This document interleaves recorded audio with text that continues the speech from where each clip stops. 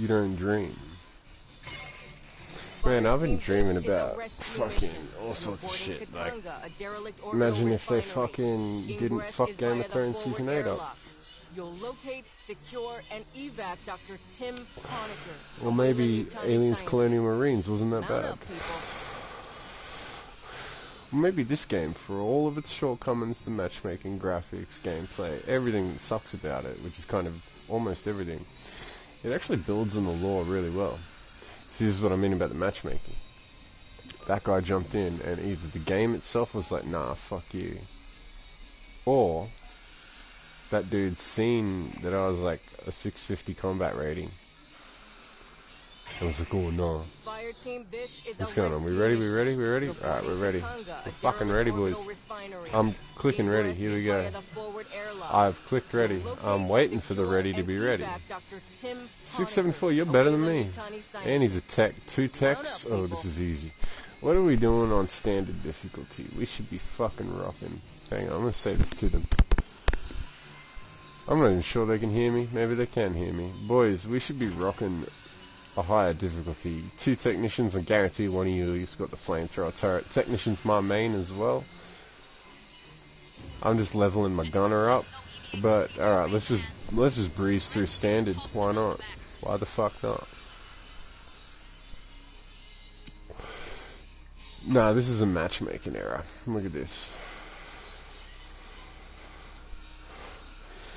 There was a 14 gigabyte patch that came out 2 days ago, supposedly fixing this. You watch these dudes be at the other end of the fucking level by the time I log in.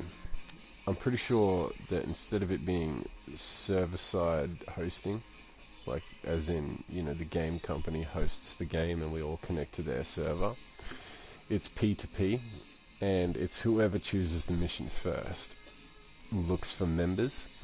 And if that person has fucking shit internet, then everyone else can suck a dick. That's what I'm getting from this big Call of Duty Modern Warfare 1 PS3 vibes. Like, you know, as early as modern gaming gets. I could be wrong.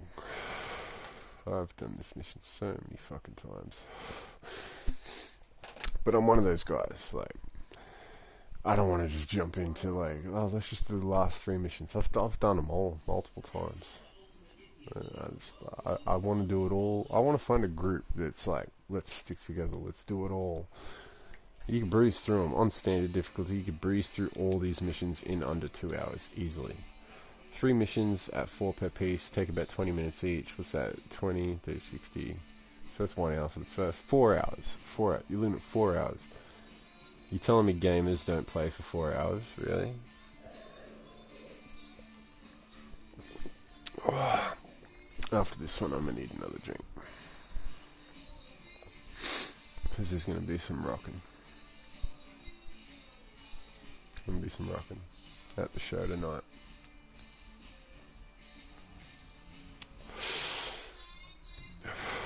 Shout outs to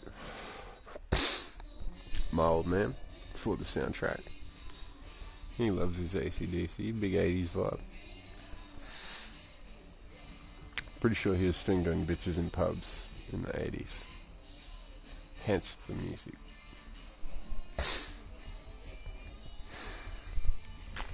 Excuse the sniffles. I'd love to say I have COVID, but that shit's a myth. No, it's not a myth, but let's not get into that whole bag of cats. Yeah, this is a matchmaking issue. This is what I mean about this game.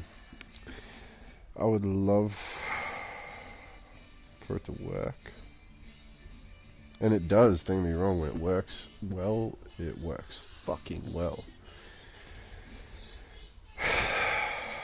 And this instance right here, where it's just frozen up and fucked, super rare. But when it happens, it just is so fucked. Alpha, Beta, yeah, see, both the teammates who dropped out, they saw that we were all like 600s, and they either dipped or the game just shit its pants and said fuck that. But rather than subject you guys to another loading screen, we're just going to go ahead and fucking play it. Just emergency light. after we grab Honecker. Lady, we have flashlights. We don't need lights. Patch into the console. I'll pull it down over wireless. I'll pull you down over wireless. Give me a second. We got a deck plan. Backup generators beyond Honecker's ping. We can kick it after we grab it. We gonna kick it. Don't you worry. Honecker, this is the Colonial Marines. You hearing me? Damage. Get the camera angle on the alien first. Drunk, so I can't shoot. There we go. Got him. This is gonna be interesting. Should be right here. So the good thing about standard difficulty, you can't hurt your teammates. The shit thing about standard difficulty, it's all anybody fucking plays. So when you play a high difficulty, people just shoot straight fucking through you because they think that that's cool. Way more than I expected. Yeah, get up there, big boy. You get him. I'll get him for you then. Thank you. Signal from behind. Signal from behind. This is so fucked. Yeah, so fucked, man.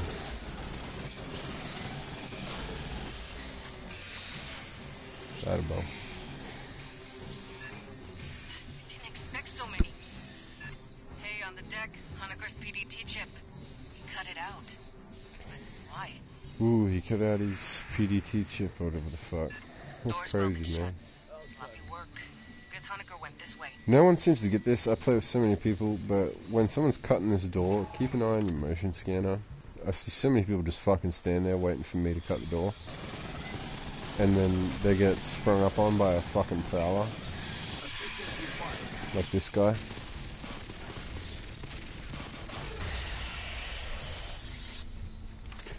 But more like a prowler from, you know, out in that hallway where we were. I get an idea how to track down Honecker. Searching this whole barge would take too long. Yeah, so long. Hold that thought. Incoming.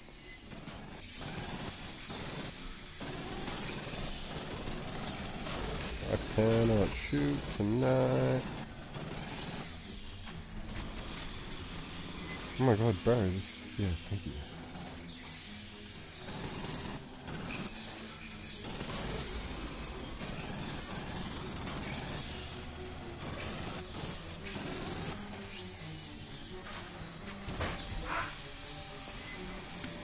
Fuck.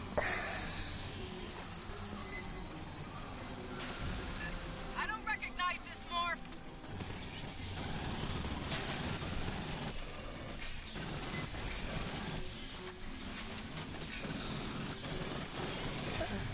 Oh, you cocksucker.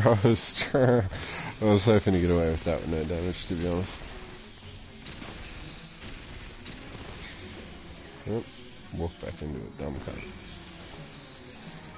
Yep, get him, boss.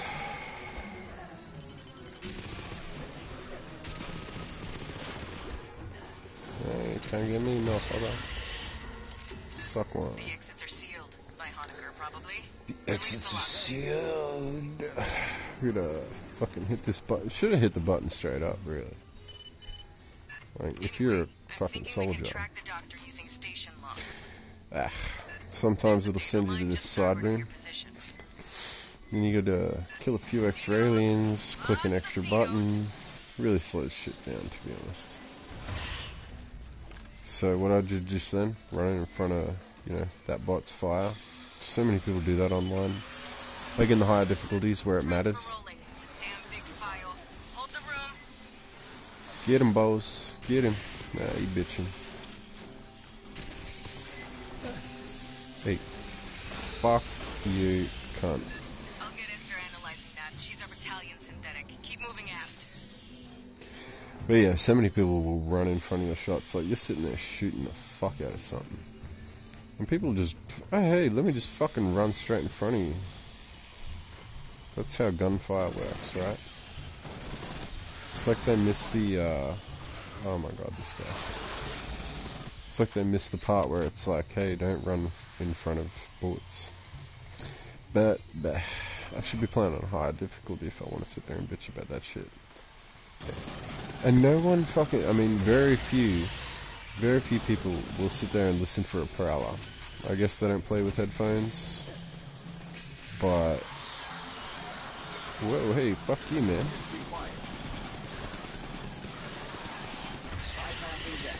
Never run into an acid-spitting morph.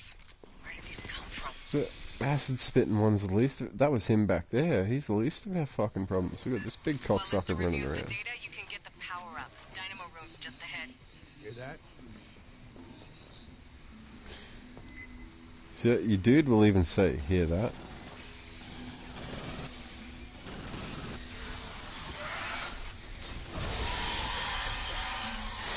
Fucking try to creep up on me, you cunt.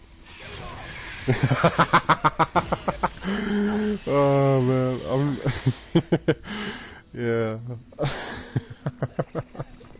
This up is gonna make noise. Yeah, whatever, man. Whatever bugs key off, they'll catch it. Be ready for a fight when you switch on. Try to creep up on me, you cunt. Gets pounced. Dumb cunt. Yeah, it's actually no. Let me show you the tactics. My health's mostly full. We save that until after we've fucking finished this part. Fucking blip blip blip blip. This thing's been idle a long One or while. two sides. Take It's time usually to this side. Yep, it's this side. Boom, you're dead. Boom, I missed. Boom, you're dead. All that shit.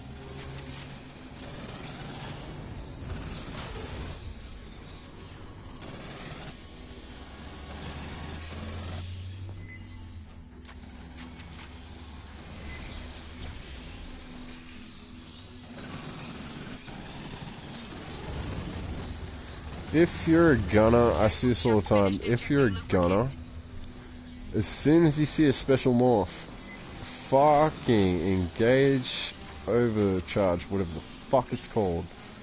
Get it going. Help the bros out. Get everyone's guns shooting 3 times faster. Get the big dick swinging. I see so many gunners just like, I have pulse rifle, it goes brrr. People are dumb as fuck in this game, I swear to God. I hear you, cunt. Let me reload real quick. Thank you. I should have knockdown on my grenade, to be honest, if I want to avoid shit like that. But I'm dumb as fuck also. Rather than reloading, obviously switch your weapon, have a submachine gun as your secondary. That's just how it should be done. Dead, dead, dead. Who else we got? Where you at? Hey, fuck you, creepy little cunt. Nice. We'll send a follow-up Yeah, engineering yeah, team to get that fucking mess boom. fixed proper. Oh, full health, cool. Got that, got that. Keep heading aft toward the core. Stand here for a second. Nope, okay, cool.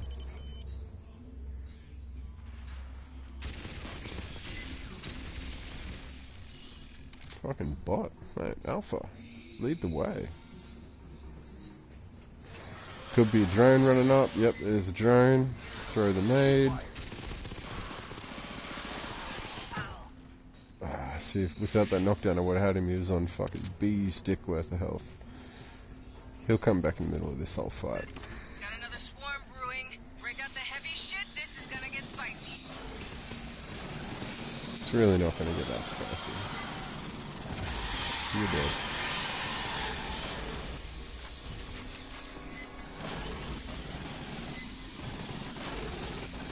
Hoping the bot hits that one on the side.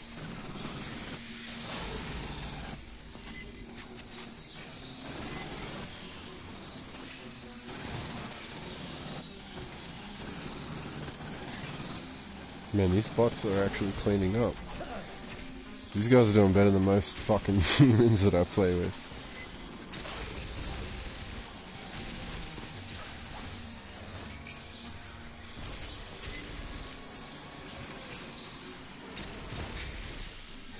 Spitter.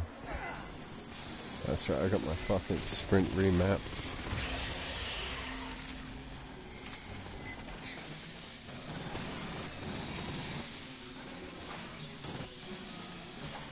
Job done? Yeah, just heal in the middle of the fucking room, bro. Alright, I see this happen all the fucking time. It's not just with the bots, it's with like random people too. If you gotta heal and you're in like a place that has a hallway, run to the fucking end of the hallway and heal. Like, I swear to God. Why the hallway? Choke point. Tactics 101. Could be a prowler, so you take it slow. Listen. Yeah, prowler.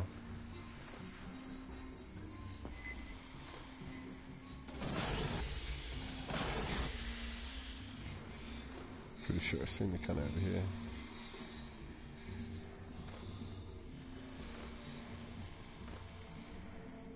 He's down here. On your toes, fire team. On the flank.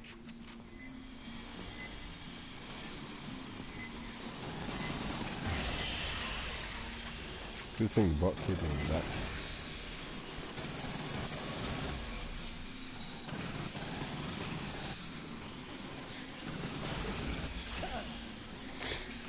Fucking bruh. Alpha mate, you had your moment of glory and now you're dropping the ball. You're supposed to get that guy. Anyways, yep, you get them. So if you get the whole little fucking on your toes fire team, means you get to skip that little side room down there. So because I got the earlier side room, I guess that means I get to skip this side room.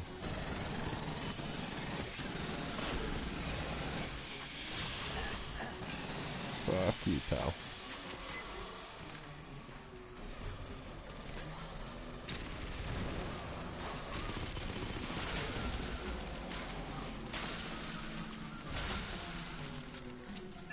Routing you through the refinery core. Don't say I never take you nowhere.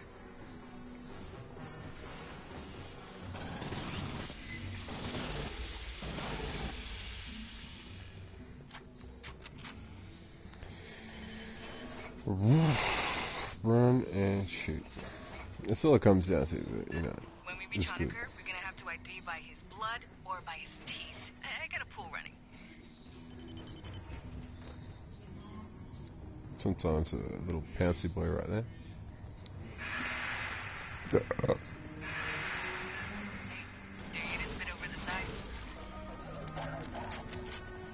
Got some big internal leaks. Never a good sign in space. Come from one of two places. They come from there, or they come from there. If it's not there already, then it's over here. Or it's behind. Here's me being wrong. But yeah, they also come from here.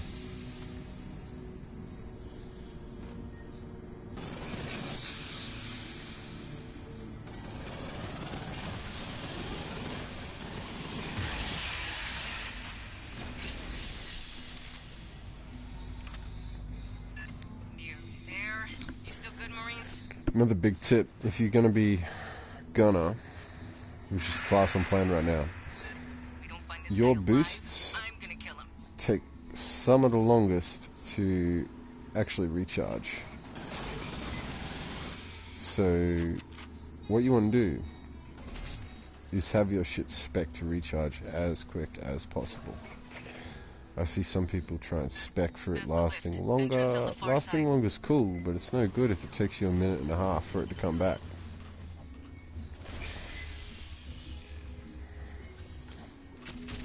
Because it's going to be just as strong, no matter what. So what you want to do is have it come back as quick as possible. That way you can pump out as many as possible. Because I also see people just sit there on their skill, but they don't use it.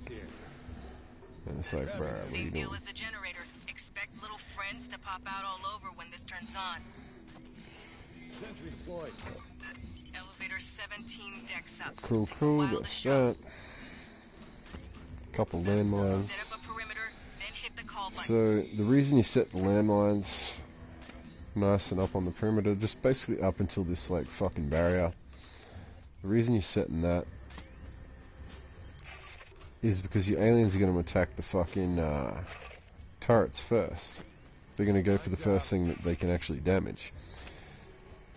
And that's going to be the turrets. I like to set up a nice couple of fucking static ones, because if they get as close as the turrets, then you're probably going to want them to be slowed down a bit. Now here's the thing that I see a lot of people fuck up on. These hallways, fantastic choke points. Judging the deck. I don't always go this hard on shit when I'm by myself. I could just do this raw dog, but I want to show you how to do shit if you're on intense difficulty or above. Basically, the reason this landmine's here is it will slow everything that comes near it down. Mine's up. And then you set up a few more. Reason being, if you get overwhelmed, whether it's with bots or people, I've been with people that are rated like 600 and 700 and had this fucking section on standard difficulty go completely tits up, because it kind of scales if you're playing with other players, depending on their skill level. Here they come. If this goes tits up, you got a warrior. If it's the end of that countdown right there, it's 2 warriors. 2 warriors by yourself will give you problems, doesn't matter the difficulty.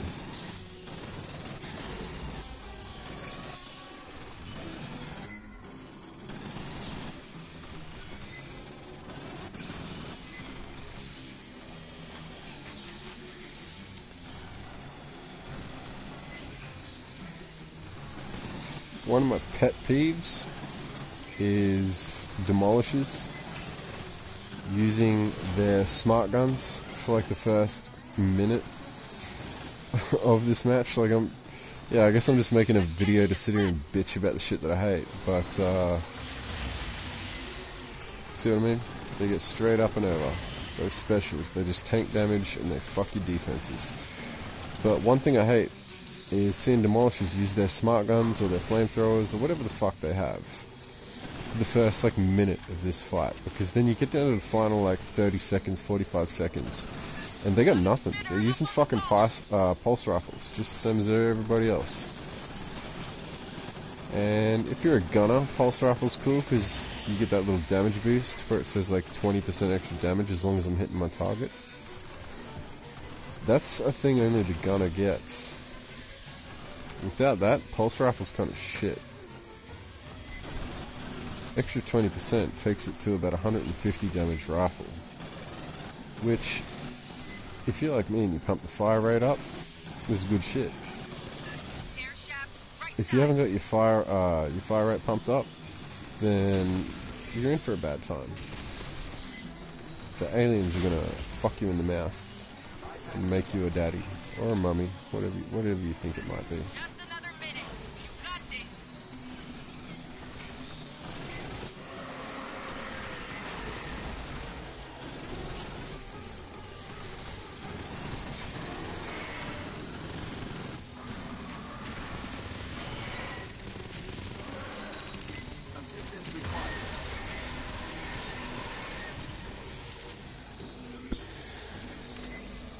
And this would be the point where the demolishers have no fucking rounds left for their smart guns.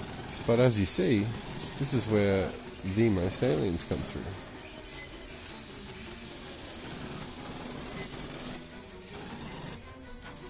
These bots are actually cleaning up. Holy shit. Get them, boys.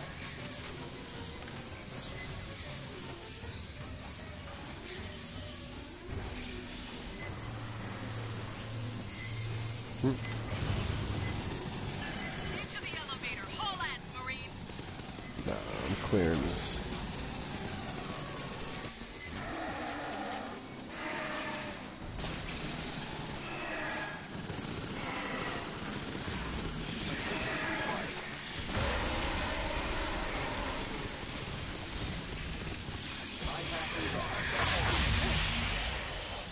See if I set the landmine up.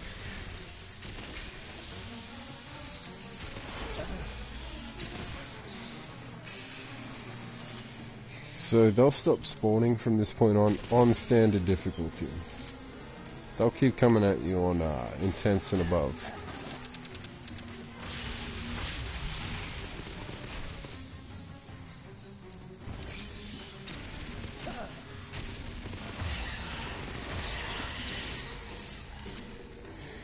And job done, mate. I said, job done. But yeah, that's the first level of Aliens Fireteam Elite. First time I played it, I fucking failed. I fucking failed hard, because I had no idea about using placements or anything like that. I had no idea about where to stand, what to do, when to shoot, what gun to shoot. Didn't even have the guns unlocked to shoot. It's definitely a game where you build personal skill, but also, like, as you'll see, skill in your character. That's so little XP. We're going to return to base. We're going to try and load the second level and see if we can maybe, fingers crossed, hopefully get some human players. I'll be right back. I'm just going to grab a drink.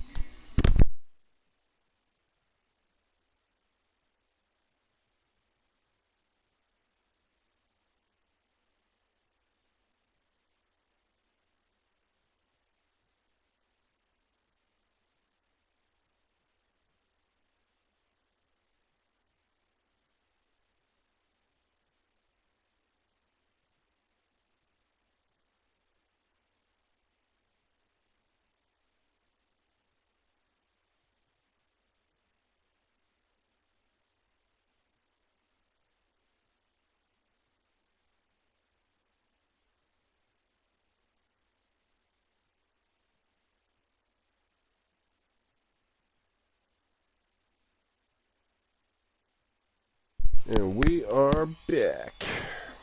So, quick recap. I'm pouring a bourbon. We just finished the first level of Aliens Fireteam Elite.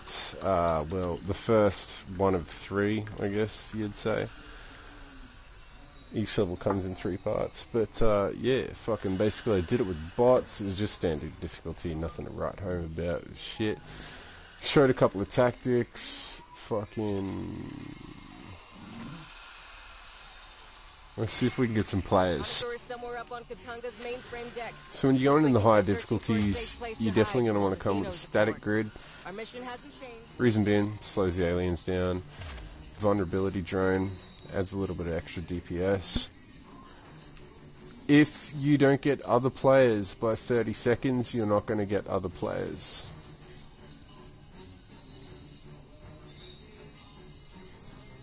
At all.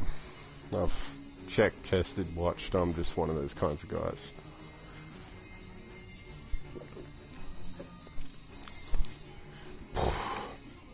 Canadian club. I'm not getting other players. Alright, so I don't know how this is going to go. It's intense difficulty. The difficulty jumps are huge in this game, by the way. So you'll be sitting there on standard difficulty, breezing through shit, piss easy, not a problem. You go to intense, and all of a sudden you're getting fucked in the mouth by an alien.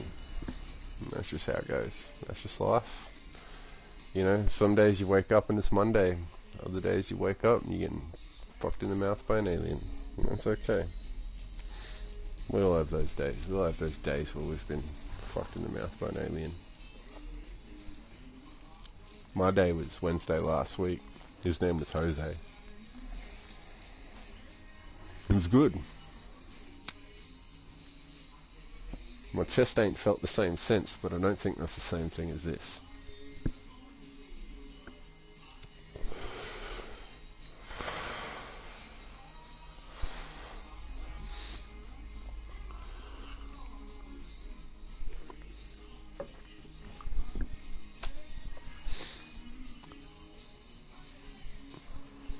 Big drawback for this game, matchmaking.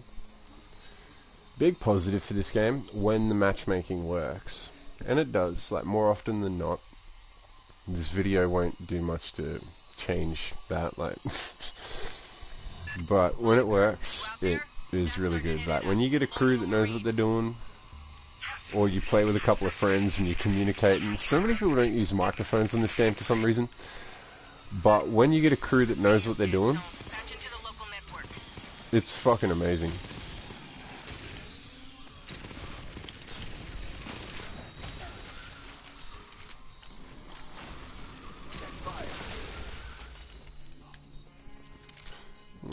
respawns came at us, and that does not always happen. Honecker, you read? Yeah, a lot clearer. Listen, to get to me, you'll have to go through the network security room. So you might remember, I don't know if you're an Aliens fan. If you are, cool. You might remember Apone in 1986 Aliens. Check those corners.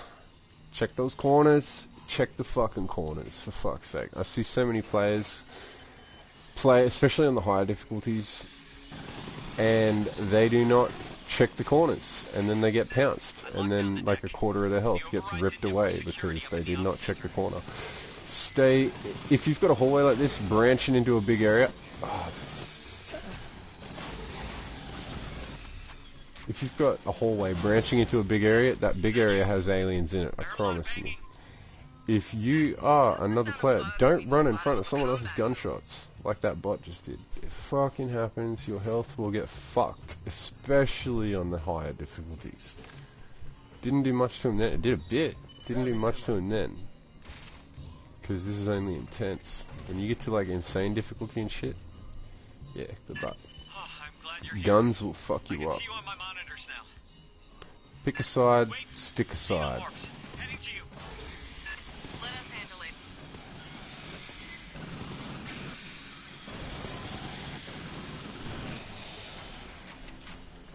On the left, hoping one of those bots has that covered.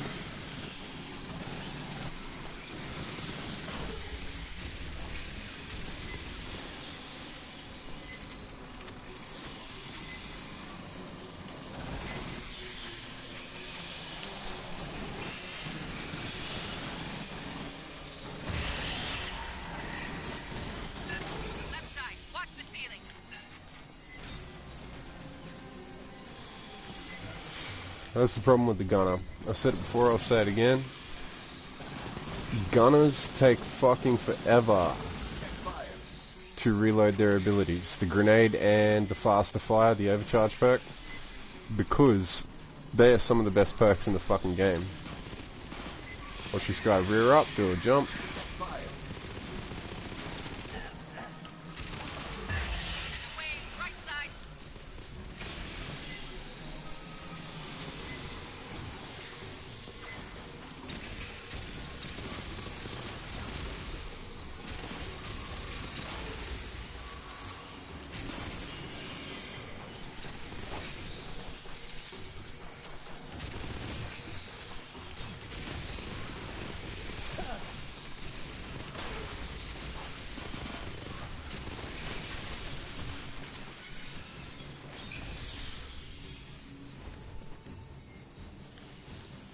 I see a lot of people do this too. They're afraid to branch out into the other areas in a horde fight.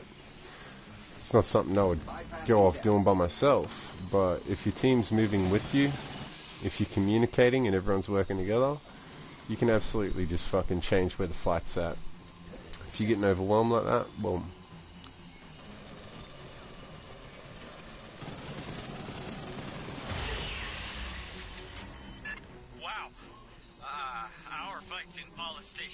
And don't be afraid to use health kits. I see people fucking all the time, any difficulty. Oh, I'm not going to use a health kit now because I don't need to.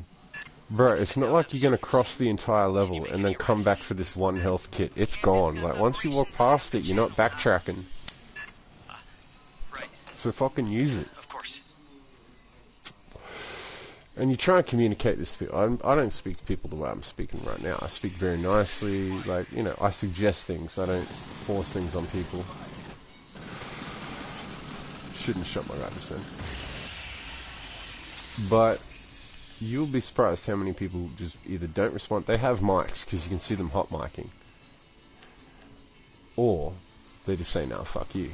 I'm good at this game. I know what I'm doing. But, like, they don't. You can hear it. There's a prowler around here. There's also a bunch of aliens coming.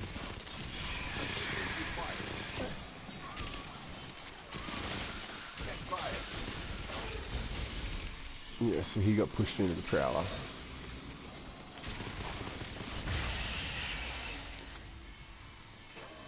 People think after a big horde fight, like, that's all the danger gone too. Nah, bro, like, you will go from horde fight to fucking bullshit with like 4 exploders, a prowler, and a motherfucking big old dick licker just swinging on through all the time, especially on the higher difficulties.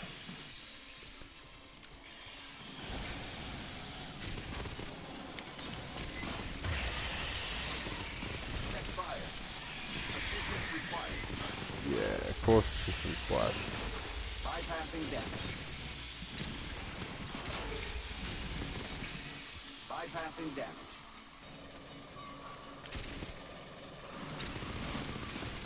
Check fire.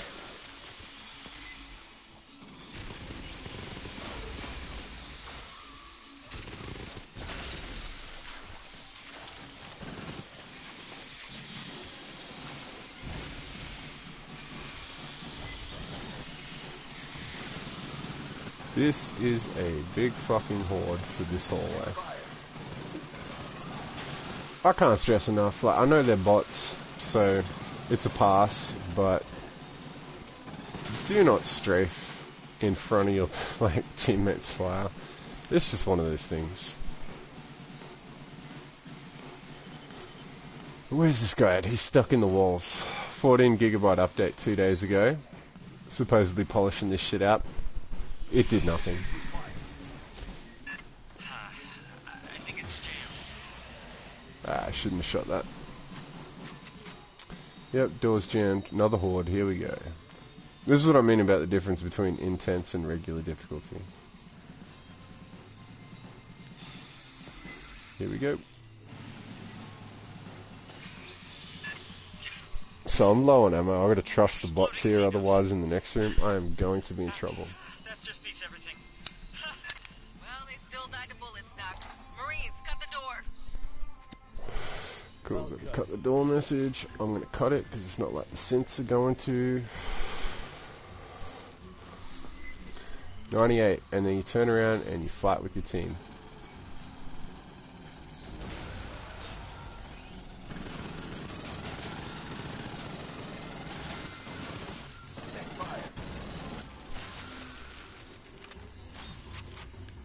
Cool.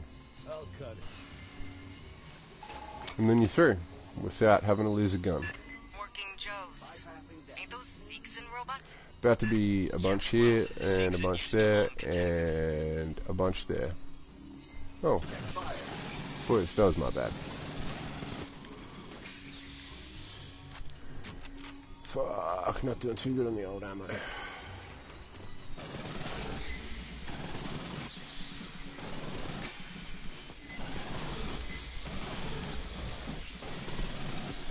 Another big mistake. That was my bad also, strafing backwards. Another big mistake I see is like everyone shoots at the roof all at once. And I mean, it's instinct. Because, you know, you think like, fuck, they're trying to get me from where I don't expect. So you shoot where they don't expect, you know, where you think they come from. But so is everybody else on the team. Check those corners.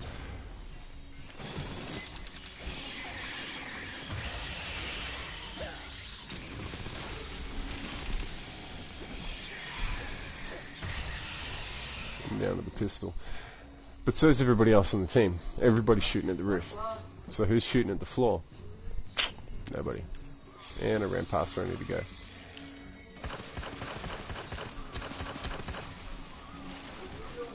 With the pistol, you really want to try and rack the headshots. Or hope that your team can shoot. You gotta be careful. Sometimes when those synths sit there charging up like, you know, spazzing out, The halls between you and me they are gonna explode. 0, so Ooh, bro.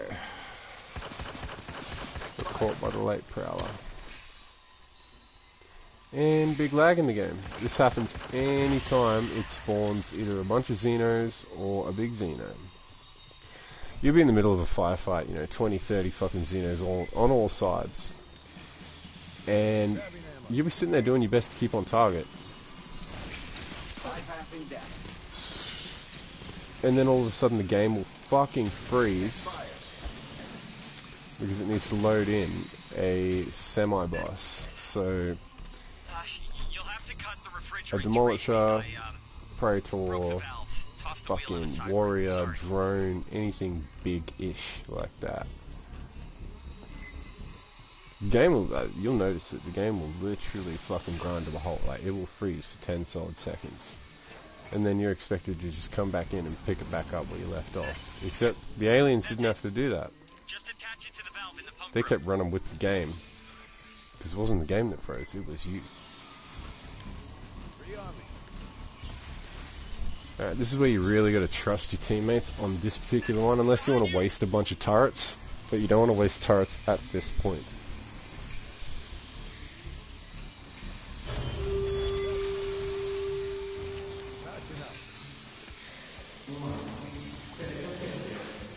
Everyone wants to stick around in this hall and fight? No, you go to the hallway and fight. You choke point them. It's already getting red hot in there. Hold fast, Fireteam. You sure you're not coming from high? Cool.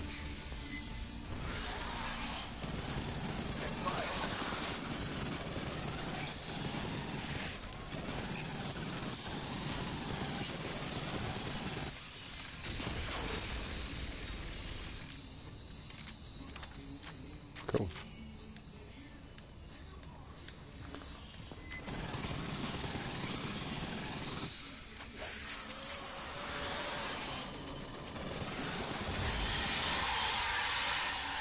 Done deal. Where's my lighter at? Get him, boys. Oh, fuck. I gotta get the ones in front. Fuck, he's dead. Alright, we're down to one gun behind me. Yep, figured. Grab a couple of jumps. Game freezes. Bypassing deck. Rebooting. Alright, he's got to. Let me light my smoke.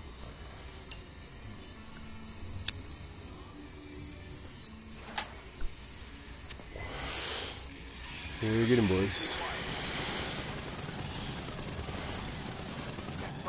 Bypassing deck. This is, it says don't run with bots. The reason I like running with bots is, I mean, I don't mind it. It's not my preferred thing. I'd rather run with people that know how to play the fucking game. But I don't mind running with bots because they have unlimited heals. So, you know, they can kind of get fucked up and it's cool. Like, that said, you do have a bit more work to do when you're playing with bots.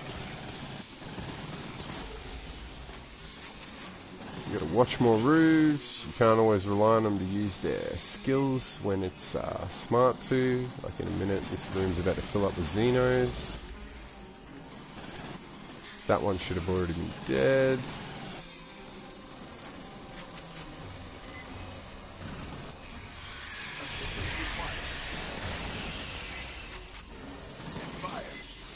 Bah.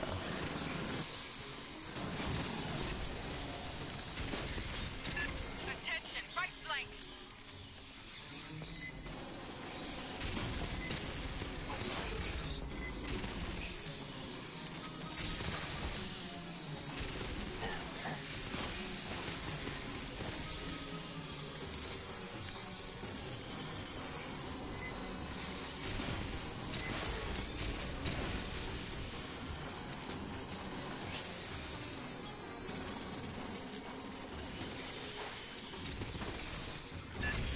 Sorry. Again, it's just there's one Door Xeno on the that right. I keep seeing it. I think Not today. maybe I'm just I don't know. I haven't slept. I haven't slept either, man.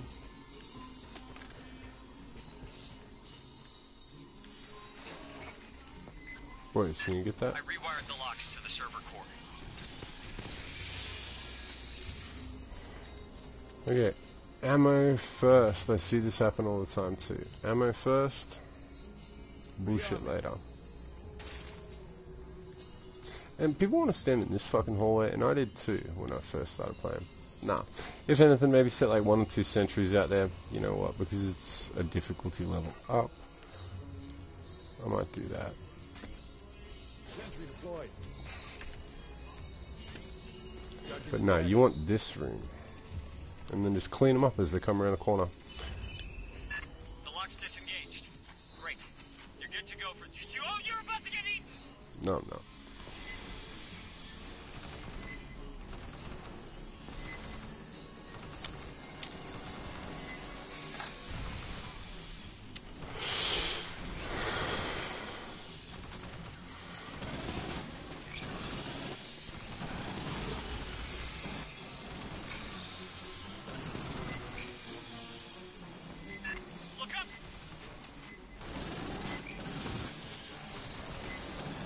See, standing right in front of the fucking fire line because he's kill hungry. I mean, I know they're only bots, but their behavior reflects the behavior of some really shit players. They get kill hungry, so they go and stick out there. Watch that guy get fucking killed.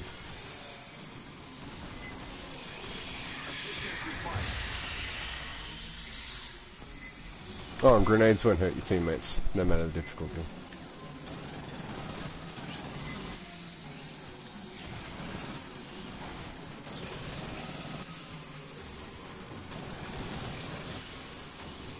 Watch out, Alpha, you're about to get a dude behind you.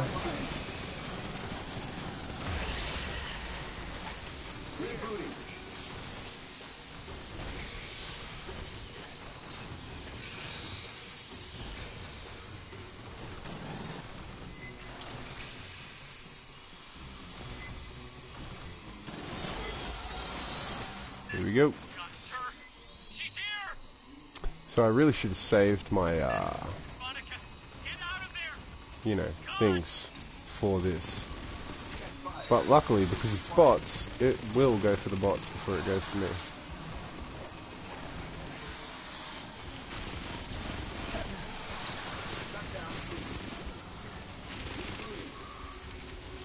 Rover off. Watch the Xeno on the back. Bad shooting.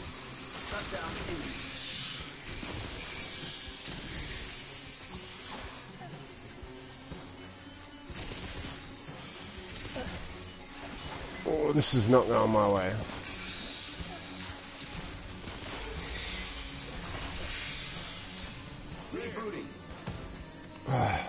One thing I hate, you're trying to reload, and it's like, no, you're trying to revive your teammates. That one knows me. Followed me. And we... Get him, Beta. Oh, that's Alpha. Fuck, Beta's dead, bro. Oof. Sorry, mate. Up here with us. We didn't know until... The woman who... Yeah, go ahead and heal, bro. Not a problem. Great time to heal. Her name was Monica.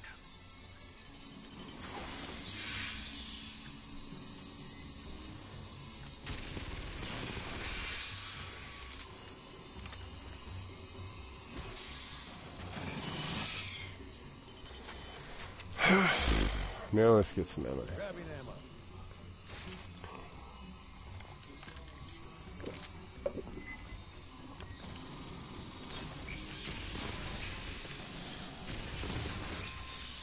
Cool.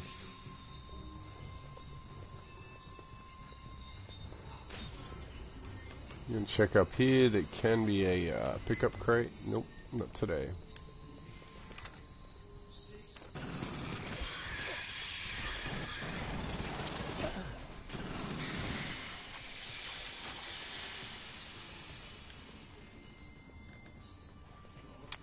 Just us two for the arse end of this. This is going to be interesting. Run back out here. Door choke point.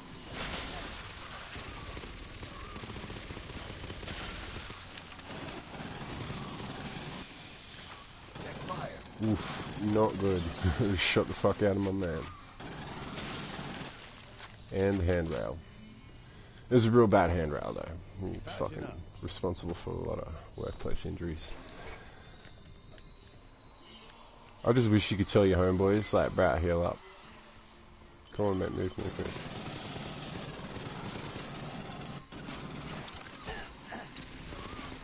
I don't want to bust him right on top of me.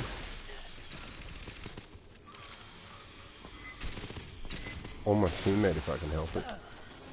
But behind, of course.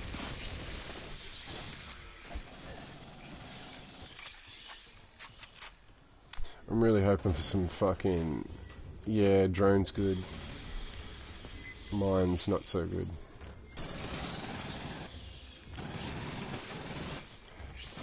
Another thing is, you really want stagger. As much stagger on your guns as possible. If you can stagger like, you know, 20, 30%, it's good. That's what you want. Because 1 in every 5 shots has a chance to fuck them up, make them fall over. Alright, so we have no turrets. We have mines, we have a fucking drone. And we've only got 5 mines.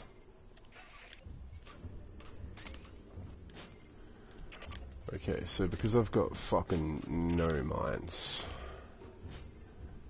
normally I would want to hold back here and draw them all into one choke point, but because I've only got 5 mines, I'm going to want to sit more out like here. And if you're in a human team, ideally you'd have one person in the middle fending both sides and then one person dedicated to each side.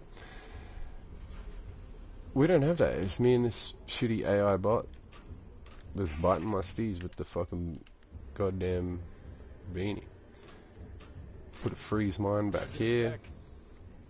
This is my go-to zone. If shit fucking gets real bad, I'm gonna run back here and heal. And that drone, I got 2 of them.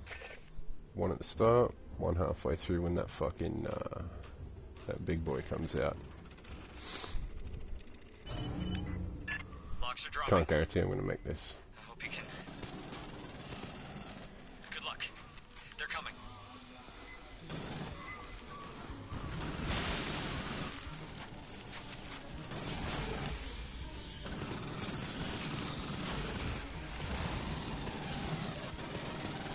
What I'm doing right now is looking at my motion tracker. Fuck, he's already down, Jesus Christ.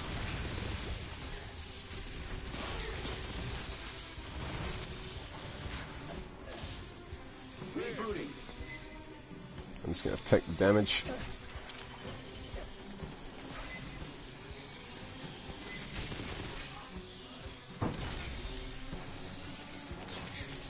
Give him as much help as I can. It's all about me supporting that drone, because that drone is shit. By drone I mean like the NPC. Whoops, shooting him in the leg is not going to help, but it's all about me supporting him as much as I can, because he sucks. And it's the same for human players too. You got to support the human players that are shit at this game. Fucking remapped controls. The reason you want to support the shit players... I just rolled into a fucking shit spot. But the reason you want to support the shit players is because they're still a gun. You know, their gun still deals damage. It's still DPS from your whole team. And that counts, because if we had 2 NPCs there, that would have gone way different. See, Alpha, my boy, look at him, he's right up there with me. But we lost Beta. If it was 3 of us, way different. Alright, let's see if we can get some human players.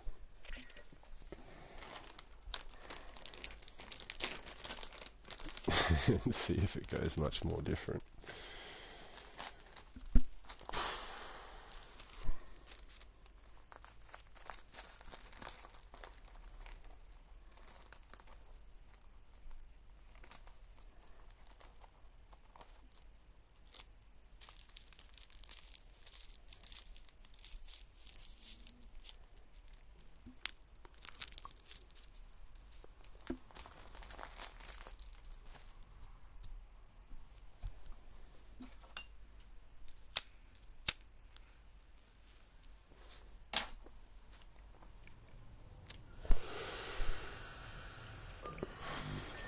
Check our loadout real quick.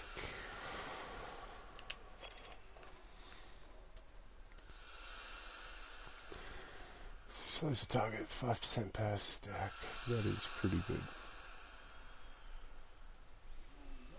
But I don't use gunner only. Not compatible with current packs.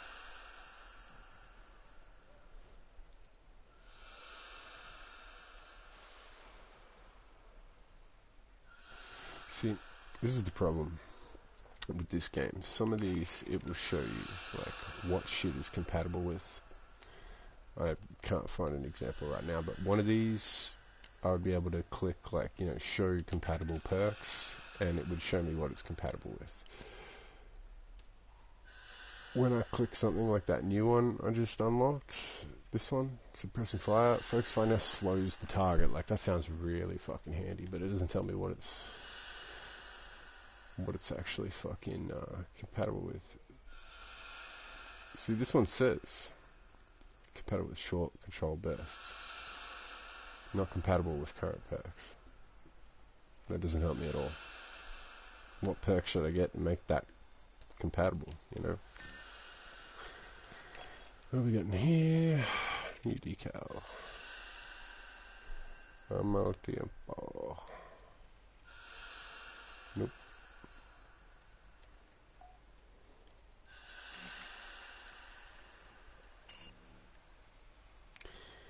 Two more levels and I'm finished with this. Let's try Horde mode. We'll try standard because Horde mode gets nuts. Fireteam, we need to divert the Xenos from an ongoing operation. Get aboard Katanga and make some noise. The bugs Again, will come if at I you don't in get waves. partners by Hold 30 on as long seconds, as you can, I ain't getting them, then so I'm just get going to out. retry. Oh, here we go.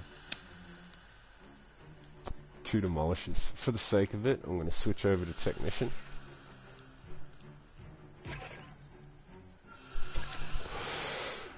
And you'll see just well, more important that I have technician then. That's what I mean. People come in, they see someone else with the same thing as them, they've only got one class leveled up. I've got technician and gunner, I'm going to get all of them eventually. But they see someone who's using the same as their main, no, fuck this, and then they leave. Whoa, cancel that. What have I got a lot of? Cryo grids.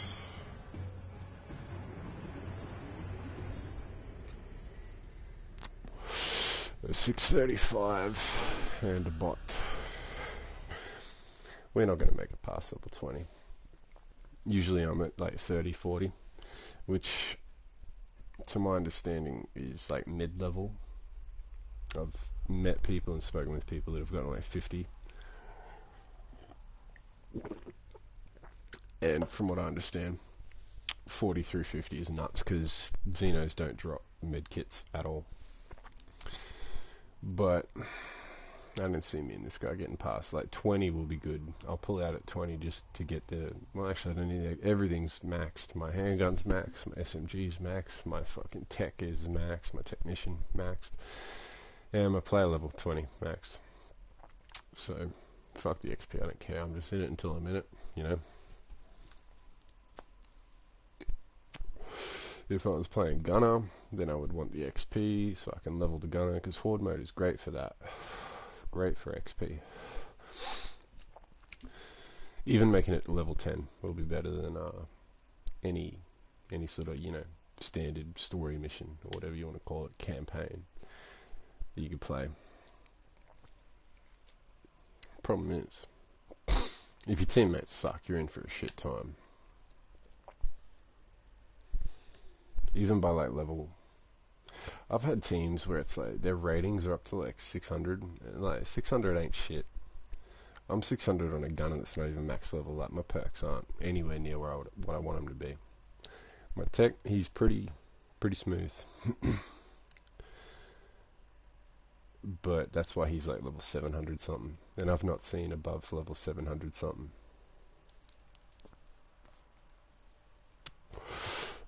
I would say if you were to get 800, maybe 9, it'd come down to having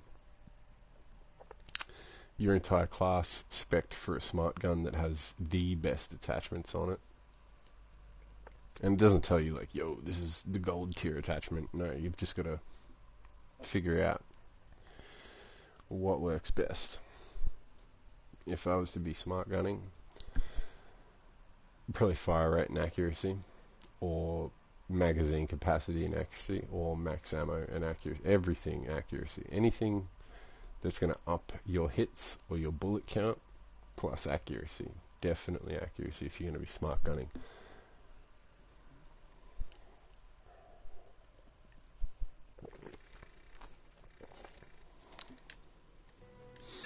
Fireteam, we got a salvage job happening in a nearby Yo, what's sector. up, Kenobi? Our job How you is to doing? lure the Xenos away from that engineering team. We prepped a defensive position for you. When you're ready to start, hit the control for the air shafts.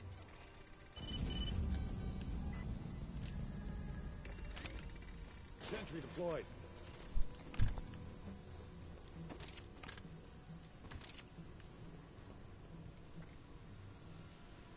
I'm just doing a YouTube video right now. Kind of, I guess, like me being drunk and it's a tutorial. So if you hear me like explaining shit, I'm saying I'm doing a YouTube video, like I'm streaming right now. So if you hear me explaining shit, that's what's going on. How you doing, man? Hell yeah. I'm ready to... I'm good. I'm drunk, man. I'm drinking Canadian Club. Hell yeah. Hell yeah. Are you Canadian? American? Where are you from? Hell yeah. Raccoon City?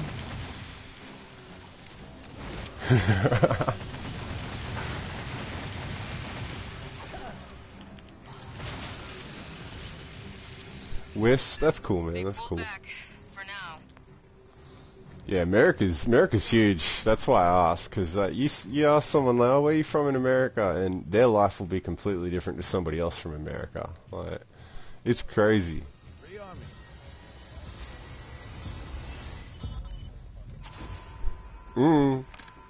I've noticed, like, because it really is. I do love America. I'm going to go there one day. Not yet, but I will sometime soon. Hell yeah.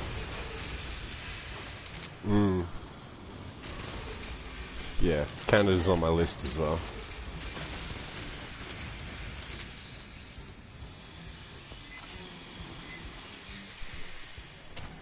I'm from the great land of Australia.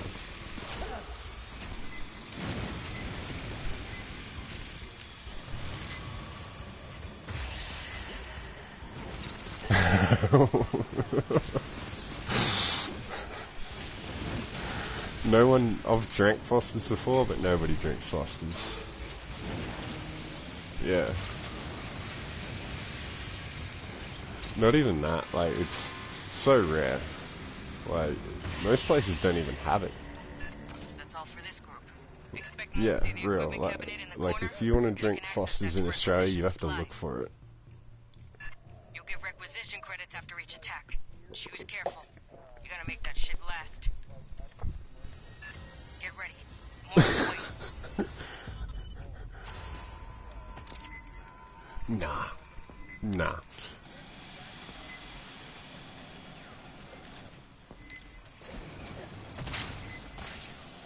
Oh no, I believe it. But nah. If you're looking for an Australian beer, you're looking for like 4X VB or Carlton. Even though I'm pretty sure those are all owned by like foreign companies. But yeah, that's all Australians drink is that shit.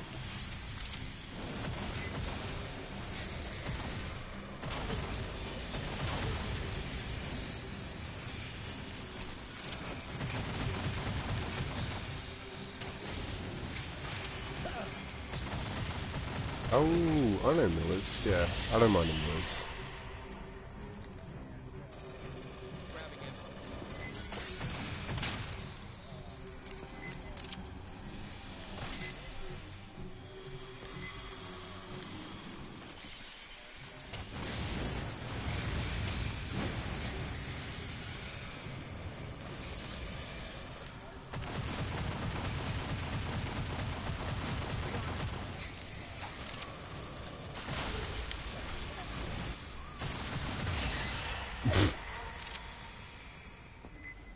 That's kind of how it goes, I've noticed. Like, Like Foster's is a prime example.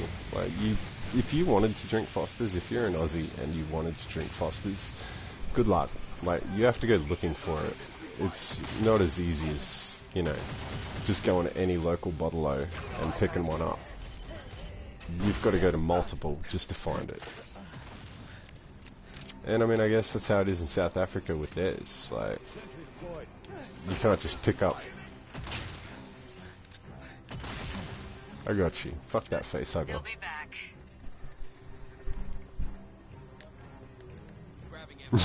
Yeah. Man, you're gonna leave.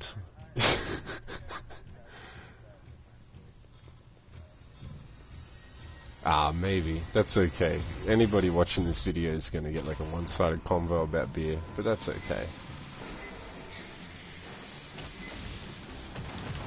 I'll tell you what they will get. They're gonna get you and me fucking smashing these fucking Xenos for it. We're killing it right now.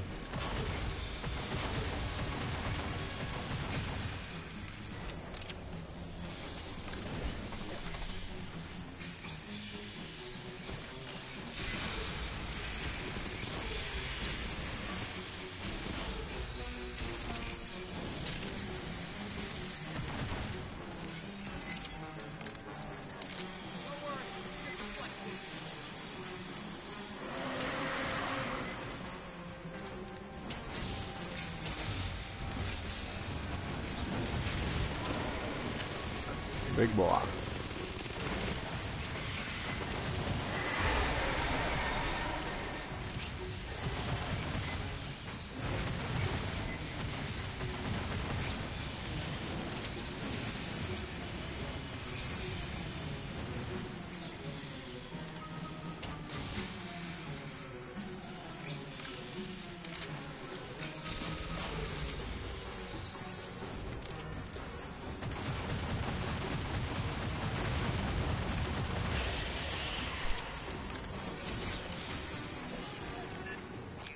Holding up okay?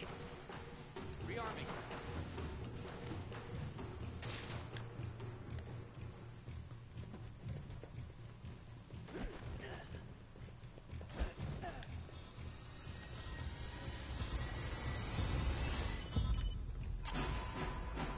No kits in the left aisle.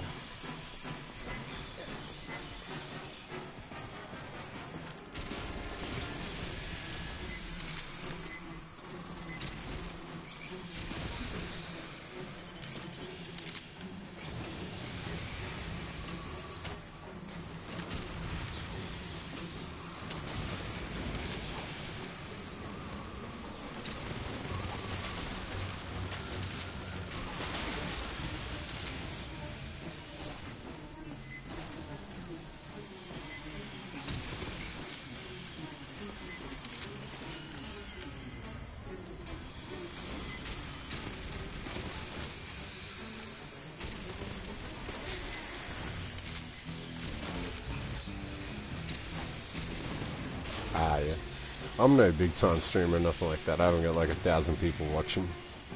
Probably just like maybe one or two at some point in the future.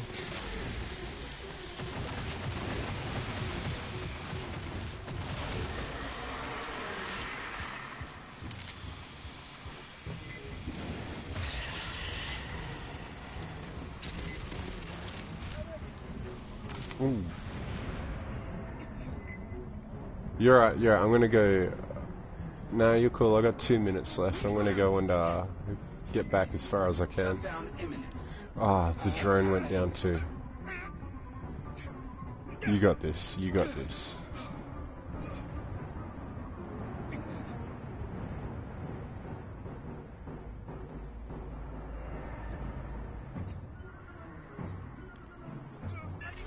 Pull that salvage team out, now! Go get us alongside! Second squad, deploy for search Yo, and I'm rescue! gonna pour another cup. Oh, you were surrounded. I seen it. Wait, I'll be back in like 30 seconds, so I'm gonna go grab a drink.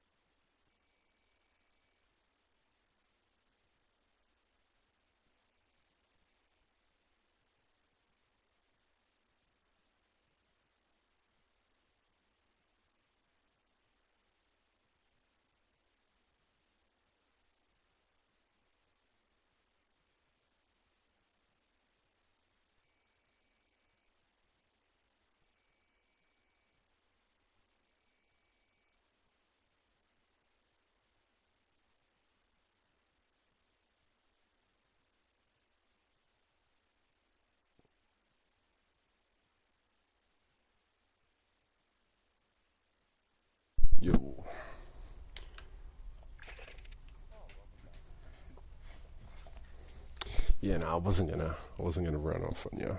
I've had that happen way too many times in this game. I don't know what it is, but people lose like one match and then they just disappear.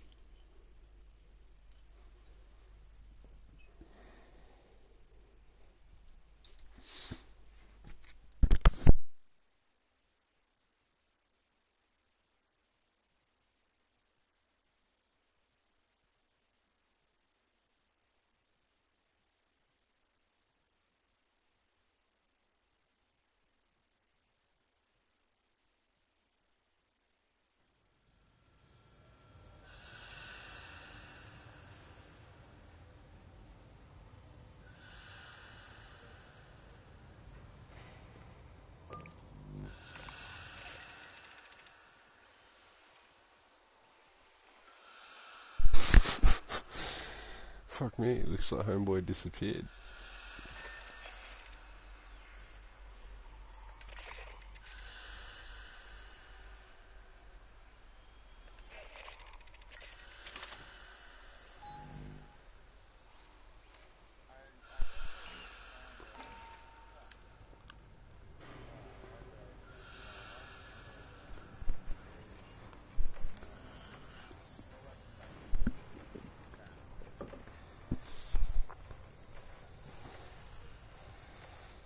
Yeah, it's true. I suppose there is that. I never actually thought about it like that. You know, most of my kits are built, like, Technician's my main, but I'm trying to level up Gunner at the moment. I've only got like 2 more levels to go and then he's max, and then I'll probably move on to Medic.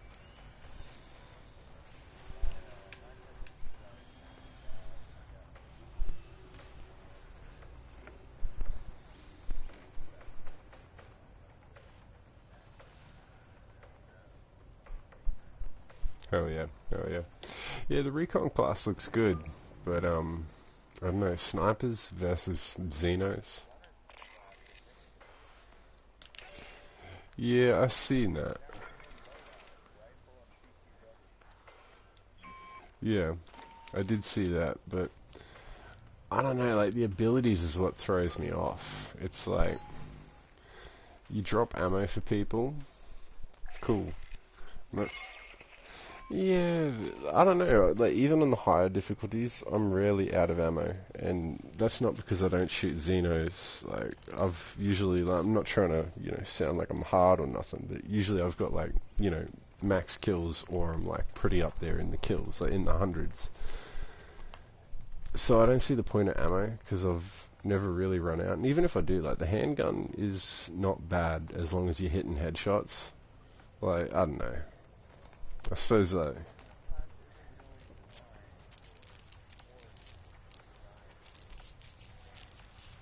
Yeah.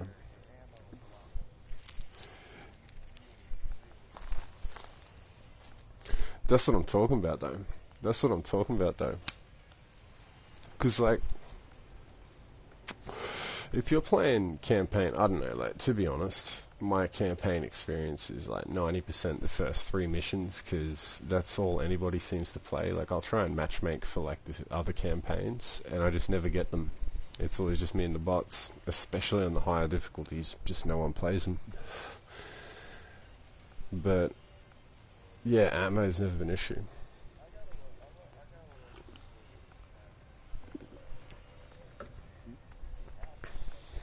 Yeah. Yeah, count me in. Because, to be honest, like, I've run every campaign mission on Intense, and that's just been with bots. Because human players, they dip out. Bro, like, it's like been 95% me doing all the work. The only thing good about the bots, only thing I like about the bots is like they've got infinite heal, so like it doesn't matter if you hurt them too much. But even then, like, when I do play with people, I try and like watch out and make sure I don't shoot them, and I feel like I do pretty well with that, like, friendly firing people. But it just doesn't mean shit. Like, me and this other guy, like, we smashed the first 2 levels of the first campaign just today, earlier. We get to the 3rd round, and I'm thinking, like, I'm charged up. I'm like, hell yeah, this is going to be fucking sick. Like, we have smashed this so far. And he just dips out, and I'm like, it wasn't a matchmaking issue. He was halfway through the fucking thing, and then he just stood still. And it wasn't just like he froze, because he was like looking around a little bit, and he just dipped out, and I was like, bruh. I get it, people have to go, but at the same time, like, I was on a vibe, you know?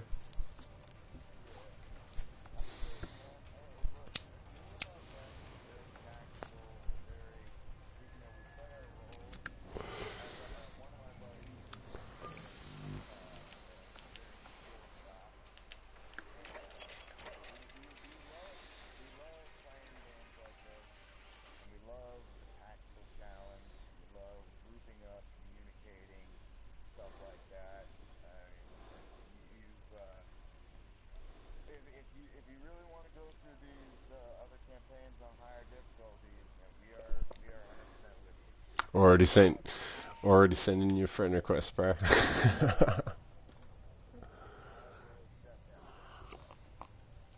Hell yeah. Your gun looks fucking sick too. It's hard to get a good looking gun in this because the paints are kind of shit, but yours actually looks pretty legit.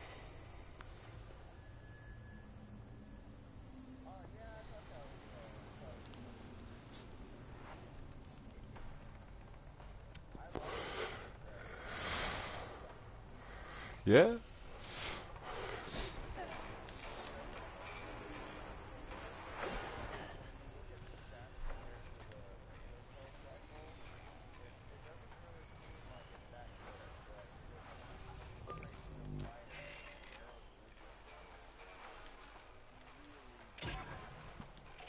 I'm checking it out right now. I've got my pulse is already at 4. It's about time I move on. So what have I got? A damage drop, but that's because it's level 1. Weak point damage 250 is not bad. That's an instant kill and a headshot. Yeah, I'm going to run with that for a bit. I'm going to see how it goes.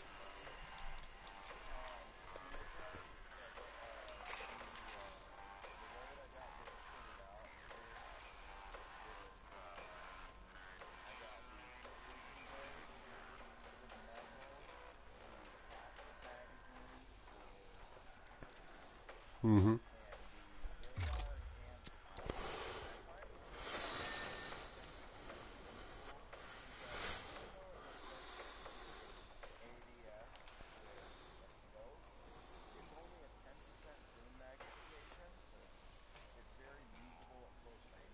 Yeah.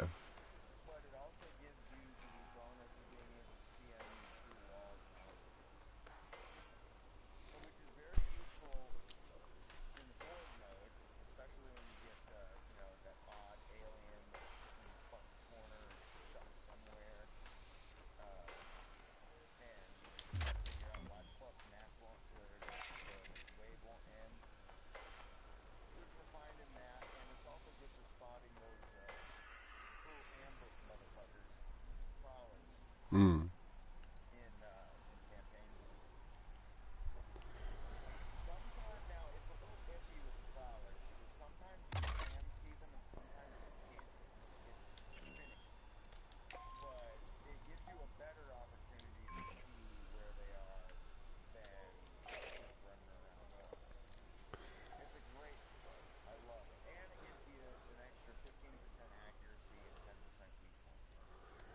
I'll tell you what, it's a better gun straight up, just because the paint job actually covers the entire gun.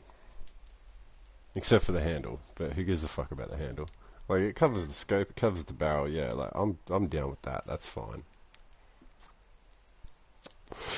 My main gun, anyway, even on Gunner,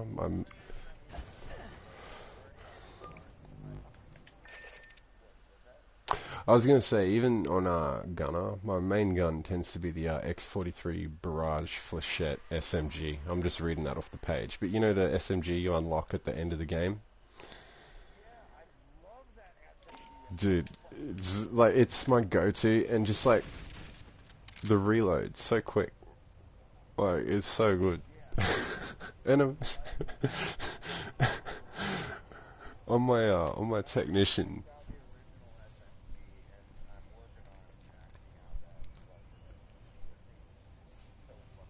it's when it gets to max, it's fucking handy as hell, bro. So on my technician, my reload speed is like, I'm spec'd for reload speed on the technician because my turret does most of the work. I got the flame turret, and it handles shit. So my main thing is picking off I try and keep the enemies off my turret, and so having the reload speed is real handy for that. For gunner, I'm still figuring it out because the gunner doesn't have a fallback. Like, I'm either going to have to rely on placeables, like sentry turrets and shit, so that they tank the damage for me while I pick the enemies off them, and then they actually, they add a bit of extra DPS. Or, I'm just going to have to, focus more on the stand-up fight, which is fine. But it's...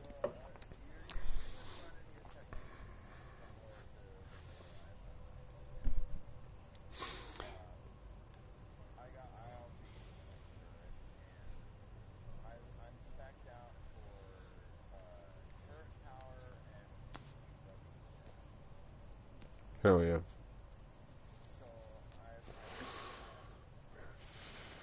What was it? It's like accuracy and reload speed.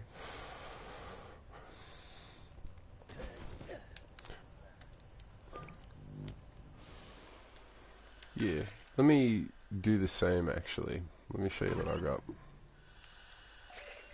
That's another thing I really liked about this game was fucking... Nah, actually, sending the grid doesn't do much at all, because you see the icons, but unless you know... I mean, you probably know the game that well, but I don't. I can't tell by the icons of the actual perks. True. Alright, let me send you mine.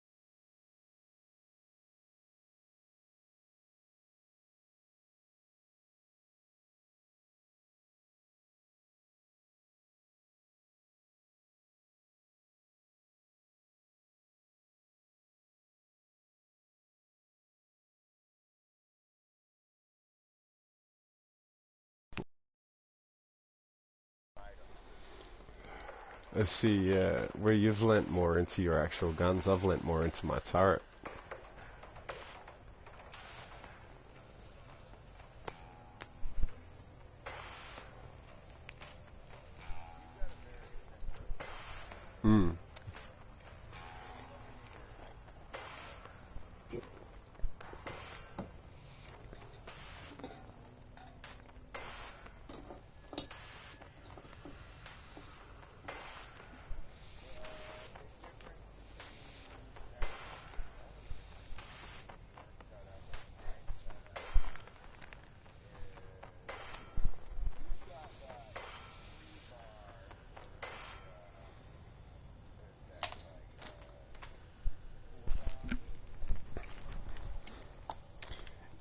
Well, for the turret.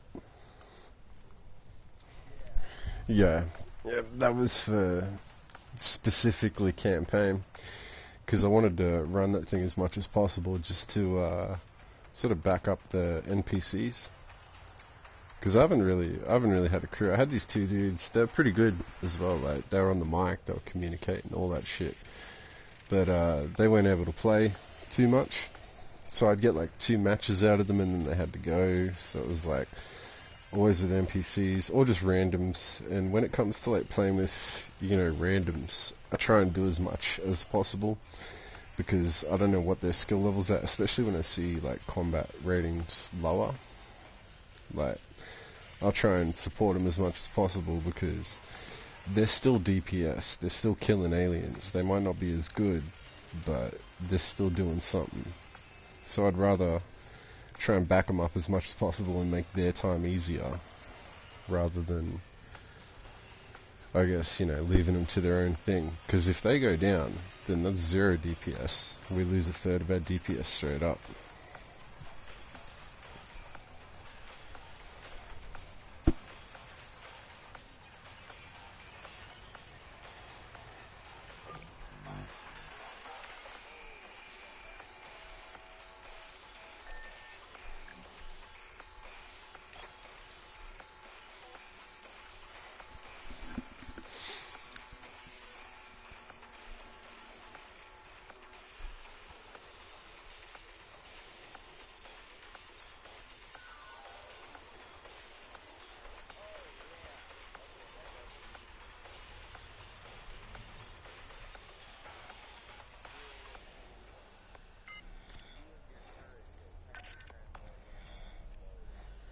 Mm.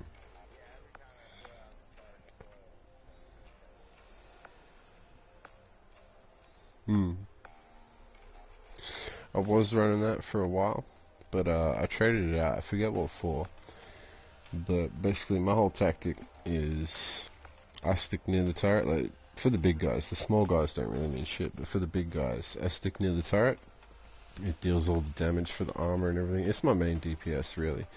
And my focus is dodge the big guy and attack the small guys, and my turret will take care of the big guy for me. Obviously, I put shots on him where I can, but biggest thing is not get caught up, you know, by the small guys, because if they surround you, like, that's one thing I like about this game, is even on the easiest difficulty, doesn't matter how good you are, if you get surrounded, you either shoot your way out and tank the acid damage, or you're going down.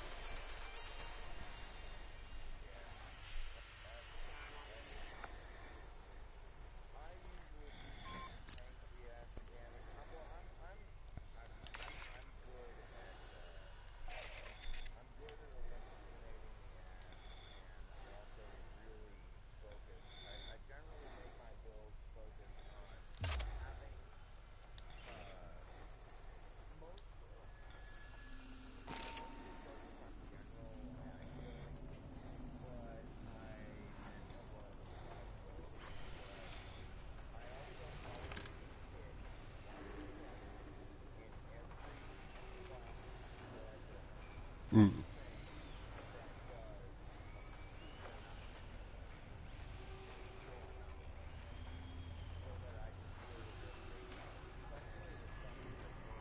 Mm.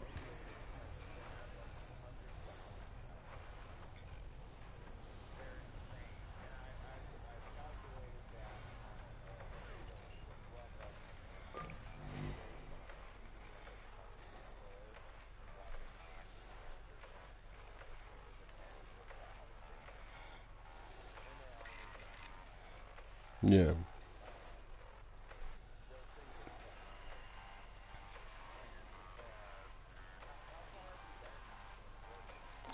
Uh, 30 is my max.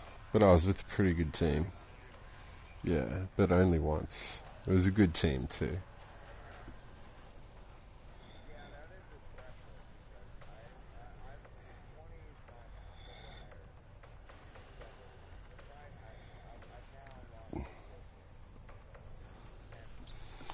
Oh, dude, like, no, it picks up. So, like, what happens is, so, you'll burn kits in the first 10 levels, right? Nah. What you want to do is, that's why I didn't heal up on, like, round 4 or whatever it was, because I was like, no, fuck that. Like, I'll make it through till 10. You don't want to start healing till round 10, and even then, you only want to heal, like, if you can, once every, like, 5 levels or so. Because once you get to... Oh, you definitely... Dude, so like, yeah. exactly. Because you turn one kit into 3 kits. Exactly. Exactly. But dude, when I got to like 30, so we got to 30 and I was ready for more, but like the guy that I was with, he was like a real like I know it all sort of cunt. And I just like I don't mind people knowing more than me about a game, but he was like yelling at us and shit because like we were using, it wasn't so much me. I would only heal up if I was under 500, but this other guy that was with us, he was like yelling at him. He's like, "Oh, fucking, you're wasting med kits, bro, you're wasting med kits." And it's like, dude, just let the man fucking play the game. I even said, like, bro, just shut up and play the game. Like, I got it on one of my streams. Like, just fucking shut up and play the game. And fucking, he's like, oh, well, wait till we get to level 20 and you'll see. I was like, because I was telling him, like, it's not like we're running out of med kits. Because we weren't. There were med kits all over the fucking main area that you hold out on. And he's like, just wait until level 20. And I was like, alright then. And so we get to level 21. And then 22, 23, 24, no med kits are dropping. After you pass level 20, med kits drastically fucking fall off. Drastically. So we get to level 30, there are no med kits anywhere on the level, and none of us have any. And I was like, I hit continue because I had something to prove. I was like, fuck this guy, I got something to prove. And he's like, you sure? And the other guy, the one that was wasting all the kits, hit back to base. So it was up to this guy, Mr. Know-It-All, that fucking, it was his vote that decided what we do. And he was like, you sure you don't want to go back to base? And I was like, well, what do you mean? He's like, well, if we die, you lose half your XP that you've already gotten, and you've already gotten a lot. And, you know, to be honest, we're not going to make it to level 40. We're just not. I've made it to 50, we're not. And I was like, fuck you, go on then. And so he voted us back to the ship, and I was like, yeah, whatever, man. But he was right. Like, you know what, he was right. Because no med kits were dropping at all. Just none. Didn't matter what we killed. Praetorians, fucking spitters, nothing. Nothing was dropping. So, once you...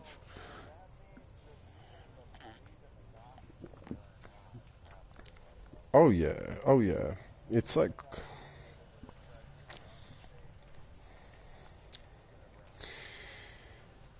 If you want to hit like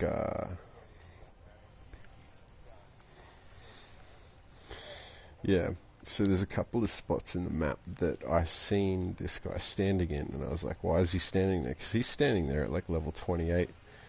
Yeah, the boxes at the stairs halfway down the level. Now there's the boxes. Nah. Yeah, there's one in the middle of the map. That was the main one he was standing on. And I'm guessing because it's a bigger... Yeah, exactly.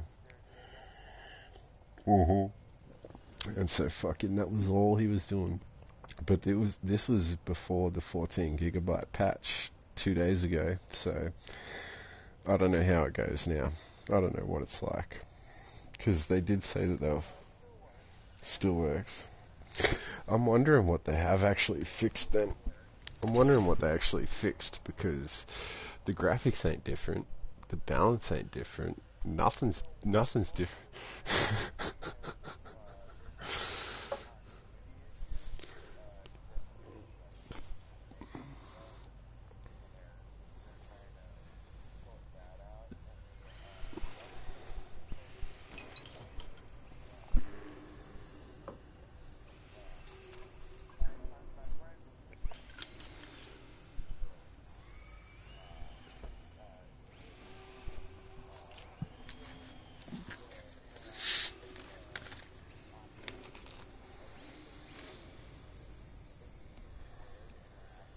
Yeah.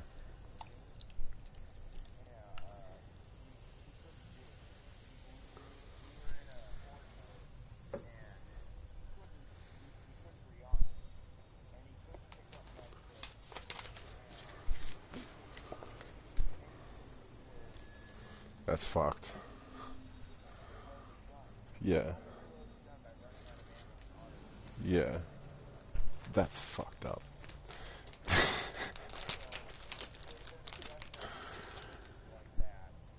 Man.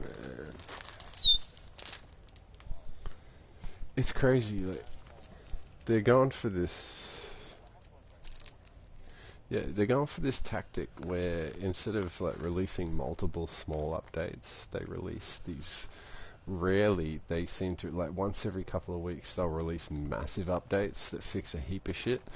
I think it's maybe because maybe it's a smaller team developer wise working on it, and so it takes them longer to get shit out. But I also think maybe on the other side of things, like it's a regular sized developer team, but they're taking the time to sit back and watch what's actually going wrong and get enough data to fucking accurately fix it. Because you can, as a developer, I'm sure you could fix something with like next to no data on what's actually going wrong, and it won't actually fix the problem. It'll fix some problems, but not the actual core root of the issue. Whereas if you sit back and watch and collect a bit more data on what's actually going wrong, maybe then you can fix the root of the issue. But as far as matchmaking and half the other shit goes that they said they were fixing, I've not noticed much of a change. Especially not in polish. Mm.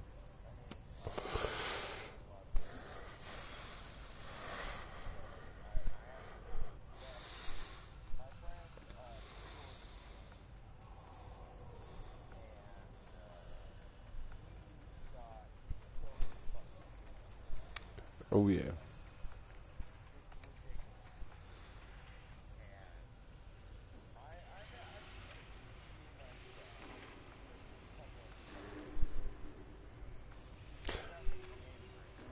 Yeah. Probably like yeah.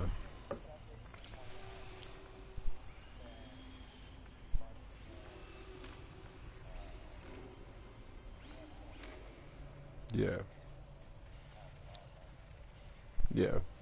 I suppose.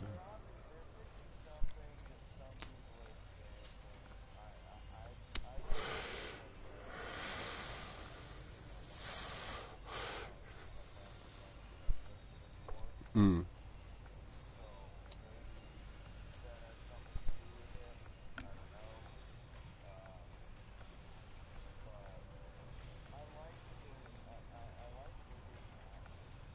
Oh shit, yeah. Mm.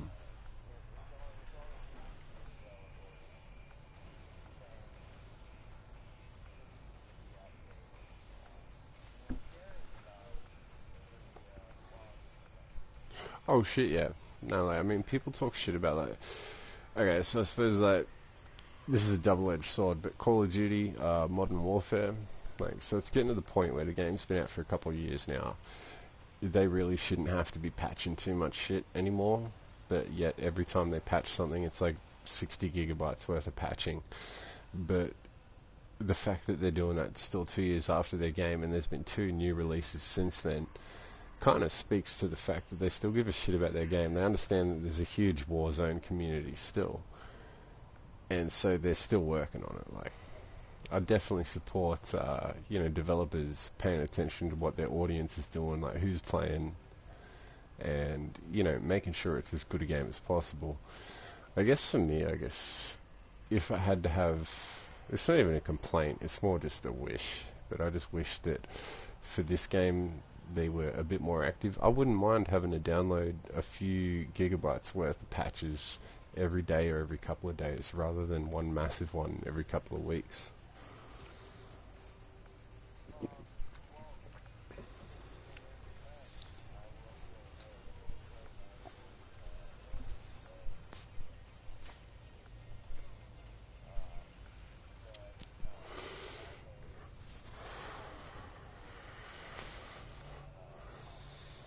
Oh, like a roadmap.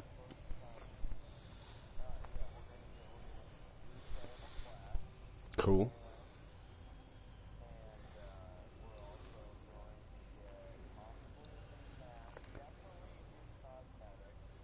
Mm-hmm. I expected cosmetics. I'm okay with paid cosmetics. I'll spend money on a game if I like it. Like GTA 5 online. I've spent money on that, heaps.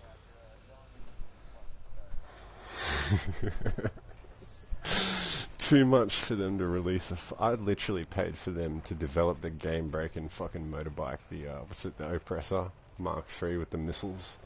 I paid for them to fucking break my game. Pieces of shit.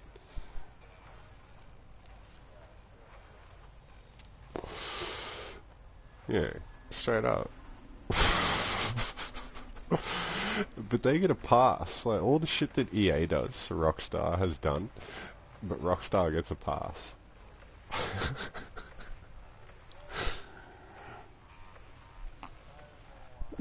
It's because you can fuck prostitutes.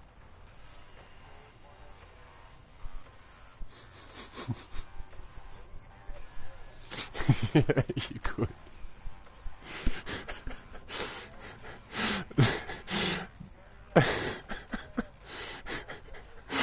What's funny is, depending on how much money you put into GTA, you might get a better looking prostitute in real life.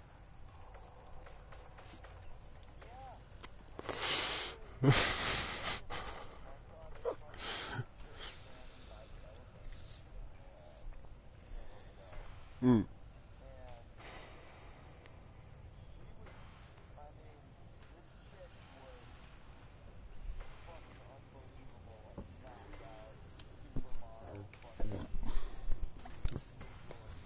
Mm.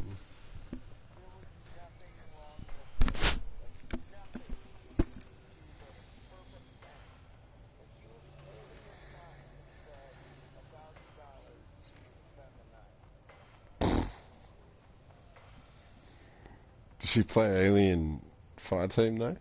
That's the problem. What if that's all I want to do?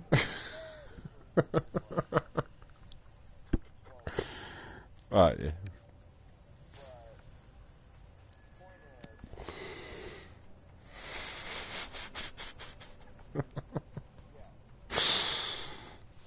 See, that's why I want to...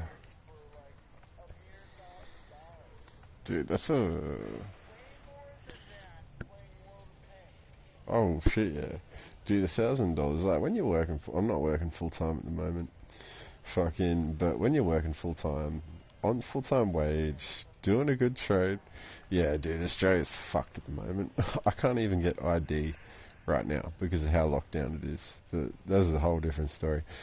But yeah, no, you can't do shit here. But fucking, when you are working full-time, when life is good, here in, even Australia, fuck man, $1,000 ain't shit. So if you walk over there, even at the exchange rate, like 1,000 will turn into 700. Like, that's still like a week's pay just minus tax. That's fine. Like, fucking, fuck. This is why I want to go to America, because you can't do that. Like, here in Australia, $1,000 would get you a 10 out of 10 perfect fucking prosy, straight up, no worries about that whatsoever. The problem is that they're all bought out. It's like trying to fucking find a game server when all the servers are busy. Like, there's just none. So you got to go in second hand on some shit. I ain't a fan.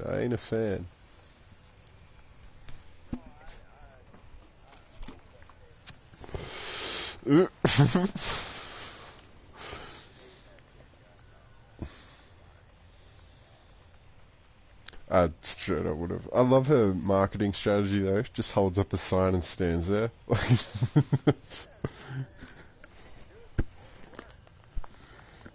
Oh, dude, it would have worked on me. I would have been if.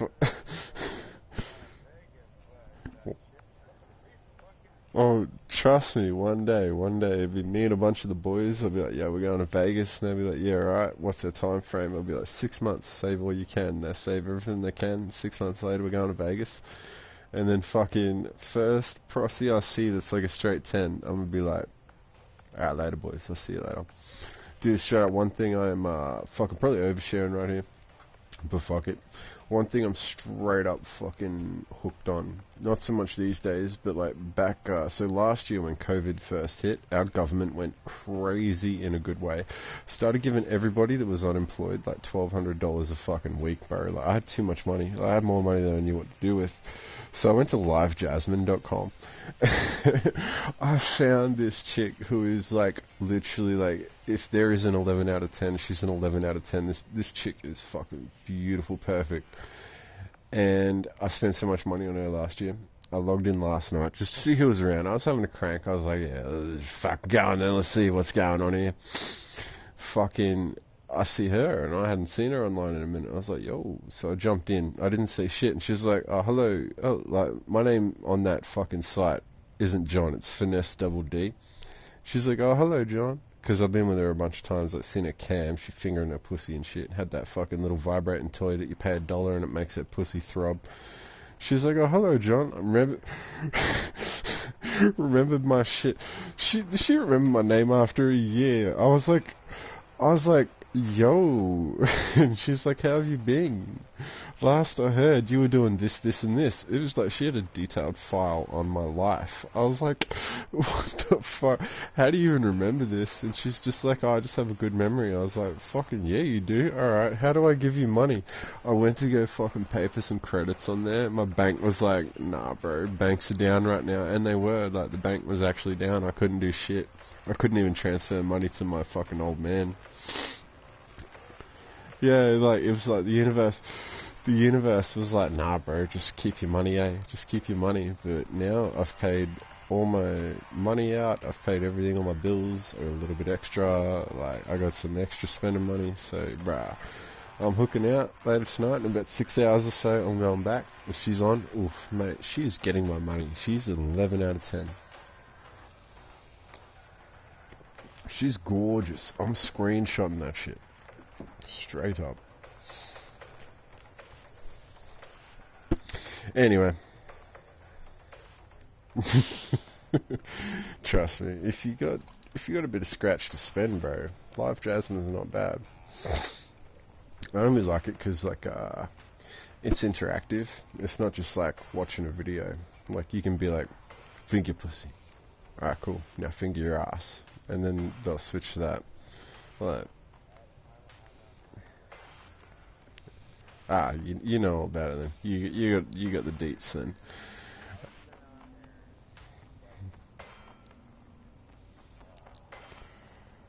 Bro, but like there's her, right? So there's this 11 out of 10 chick. Her name's like you gotta check her out actually. Her name's Elena, so Elena Bloom. Elena Bloom. Fucking perfect, bro. 11 out of 10. You'll see what I mean. You'll see why she got my money. But there's this other chick, fuck, I can't even remember her name. It was like Jane Wilde or something. But fucking, she wasn't as good physically, but like, I don't know, she had this like innocence to her. But then she'd get a gash out and she'd just be fucking splashing all over the fucking webcam. It was just like, goddamn.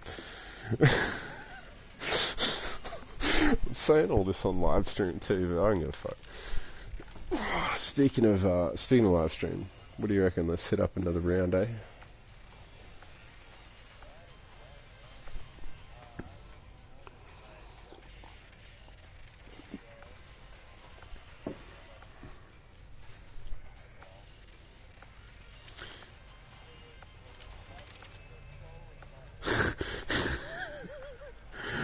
Yeah, I've got the zoomed in scope.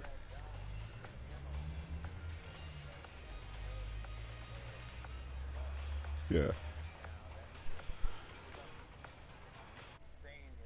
I'm gonna screenshot it and send it to you.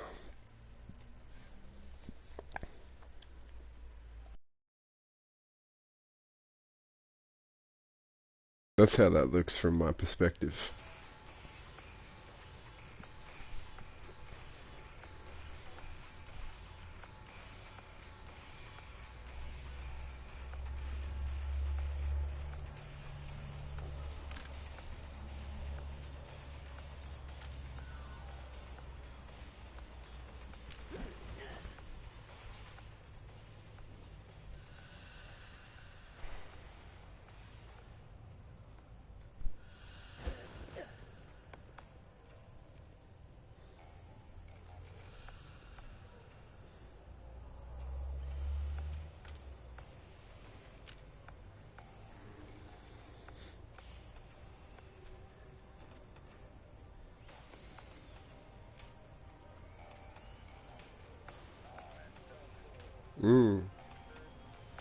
Straight up on it too.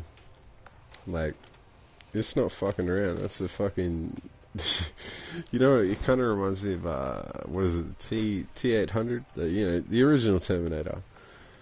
Fucking, when his face, the face comes off, and then fucking, it's just like that, yeah.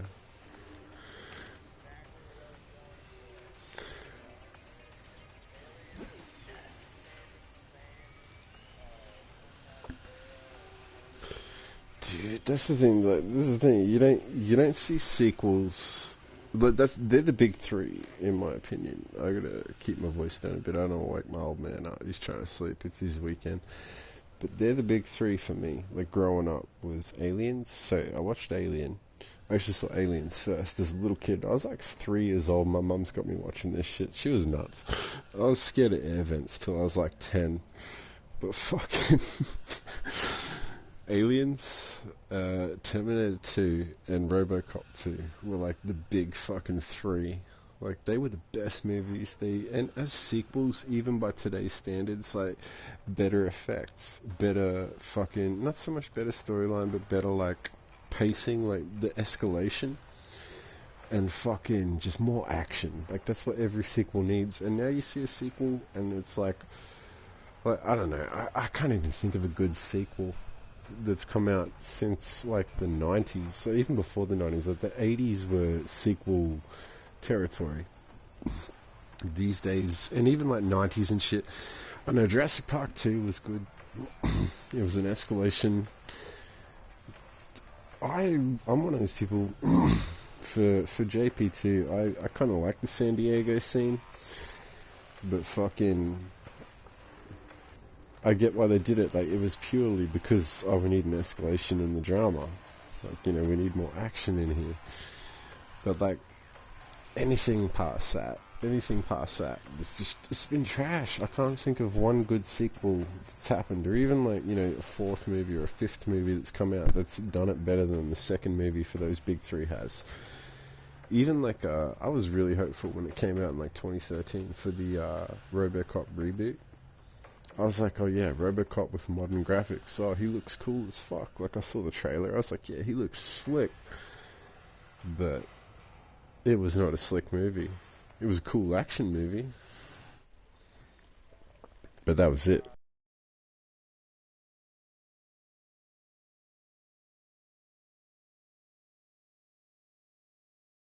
Yeah, by itself...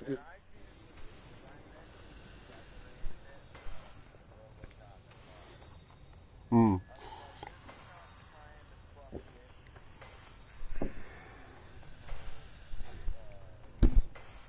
Nah.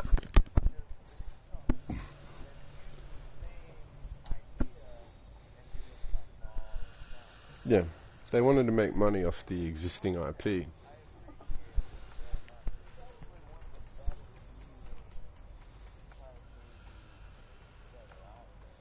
Oh shit, yeah. Definitely the best Jai Courtney movie that was out there. 100%. Like, the mid-2010s went through this big thing where they were putting Jai Courtney in everything. He played RoboCop, Alex Murphy. He played fucking, what's his name? Kyle Reese. He was in everything in the mid-2010s. And, career vehicles. Same as The Matrix was for Keanu. Same as Speed was for Keanu. All that shit. They were career vehicles. But RoboCop was the only one that really hit. Because it was a good movie. None of the other ones, like, the Terminator Genesis, terrible movie. Like, it took the T-1000, and they were like, you know what, with the right tactics, you'd kill a T-1000, no problems. Bit of acid, job done. And yeah, that makes sense, because it's like, it's a polymorphic nanopolymer, whatever the fuck it is. Whatever the fuck it is. Yeah, the liquid metal. And so it makes sense the acid would fuck it the hell up.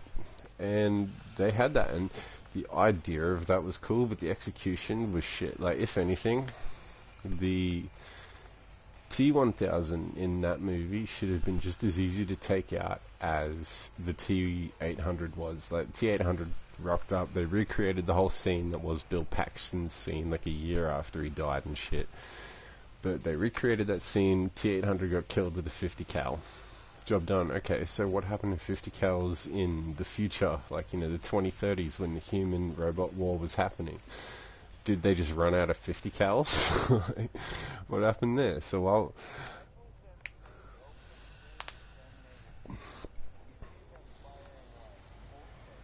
Mm-hmm.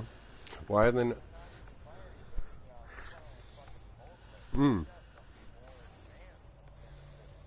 Yeah. Yeah. That's what I mean. It like I think the term for it is like something dissonance, resonic something dissonance. But fucking. So here they are, apparently losing this war, but they can one-shot a T-800, which is supposedly the biggest, baddest. At the point where they started sending people back, it was the biggest, baddest Terminator that was out there. And they're one-shotting them. Like, Sarah Connor has just figured out, oh, what if we use a 50 cal? They're one-shotting them. And then the T-1000, they're like, oh, well, what if we use acid? Well, what if she used that knowledge to just tell her fucking kid, oh, hey, if you just 50 cal them, or if you just acid them, no worries. Dude, Resident Evil 2 had it figured out. Acid rounds in a grenade launcher. T-1000 dead. Acid rounds on anything. Acid rounds on a T-800 ain't gonna do it much better. Can you talk a bit quieter? Oh, sorry. I just got the turn down order from the old fella. So I'm just going to have to talk a bit quieter. Let me just turn my mic up a real quick sec.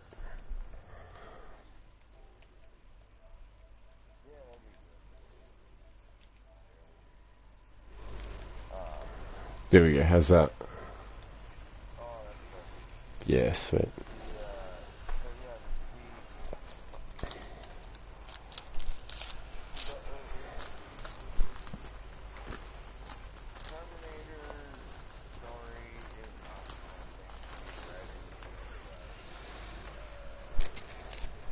Oh, they fucked it.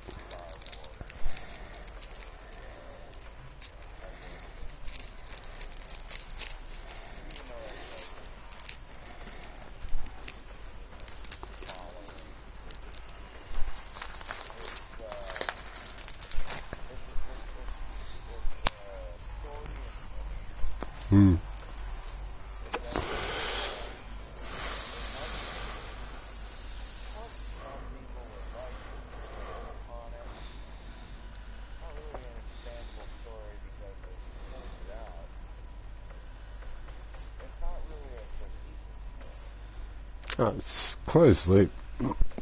Like, it's literally closed loop. So, woman...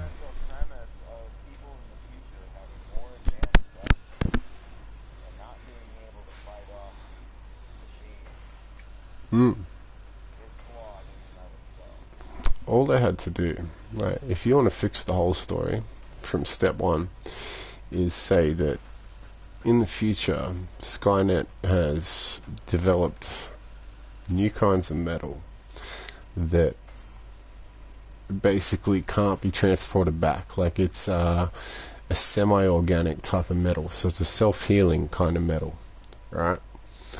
And obviously the time machine, because it can't take metal, it has to have flesh over it, doesn't accept that type of metal. So they had to send back a specifically built type of Terminator, the T-800, purpose built to go back in time with flesh over its endoskeleton. And that's why it's killable with conventional weapons, like a 50 cal. I mean, bro, YouTubers can get 50 cals. It's not like they're hard to get. You just gotta have ID and be in the right place, like, you know? So... See, there you go. And so all they got to do is say that, and say yeah, and I mean that's all you need really, is one well placed shot. Done.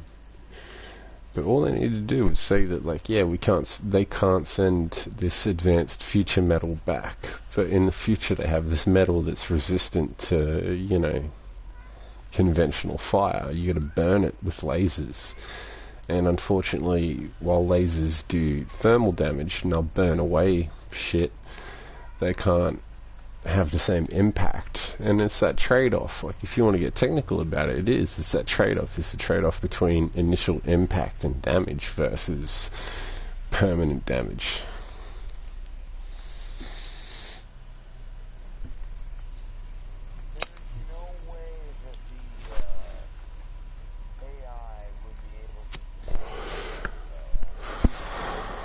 Oh shit, no.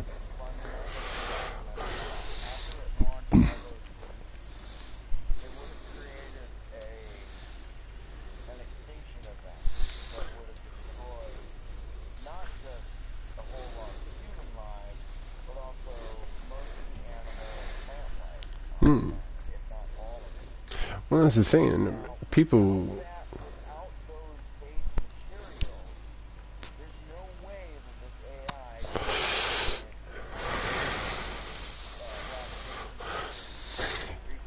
Even if it,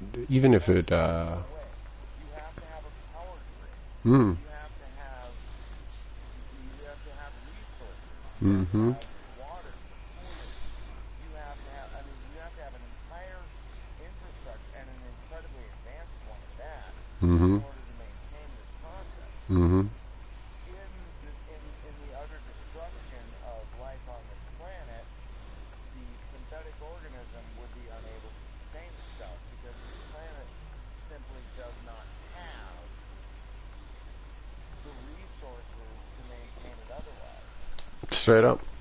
And I mean, that's the other thing, like, people forget that, like, radiation fucks with mechanics too. Robots break down. And when they were first investigating Chernobyl, even though they were very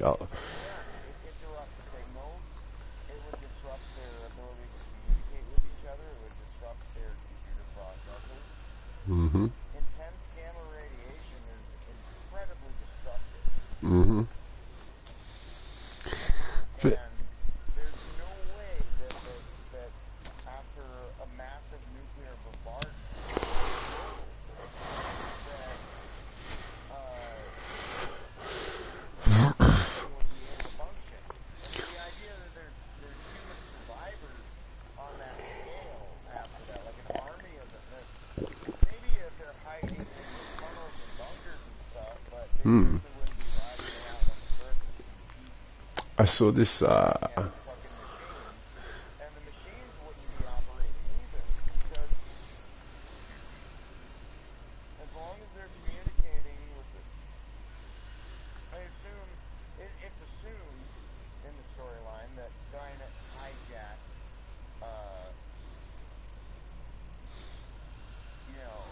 the existing infrastructure of the world. yeah. That means radio towers and whatnot. So it's the communication, even if it's based on the same principle. Well, that amount of radiation would have a severe impact on radio signals or any form of telecommunication. It would block satellites. It would isolate the entire world. China would never be able to manage its drones. No, shit, no. And that's the thing, they don't take that into account. But the biggest thing that they don't take into account, even on the initial day dot after the bombs drop, is the simple fact that there's not going to be any organic life. There's just not in the main areas. And now, say you get some isolated place like fucking Vanuatu or New Zealand. Like, no one's got nukes aimed at New Zealand. No one has nukes aimed at New Zealand. So say you got, I don't know what the population in New Zealand is, but let's ballpark it and say it's 20 million, because Australia is 25 million roughly. So let's say, oh shit, yeah, it's tiny. Yeah, it was, the Great Terminator War of 1980. But, but fucking, yeah, no, like, I mean, yeah, say it's 15 million. 15 million people versus, say, Skynet could get past all the radiation blocking, they develop shielding, they develop new types of, because it's AI, like, and I mean, as they say, when it comes to AI, like the singularity in real world terms. Fuck Terminator for a minute. Real world terms, the second we unleash true AI, it's gonna self-develop and it's gonna innovate at a rate. Yeah, it's going to be exponentially faster than we are, and we're not going to be able to control it. It's going to be so much smarter than we are in such a small time. Give it a year of true AI, and it will be 100 years ahead of us. Give it 2 years, it'll be 1,000 years ahead of us. So say it develops all this stuff that can block radiation, and so it can still send signals. They develop this whole other way. Like, it's not accounting for the people in New Zealand. Okay, so they send a bunch of fucking hunter killers over to New Zealand to just wipe those cunts out, because they're probably just going to be a bunch of spear chuckers at that point anyway.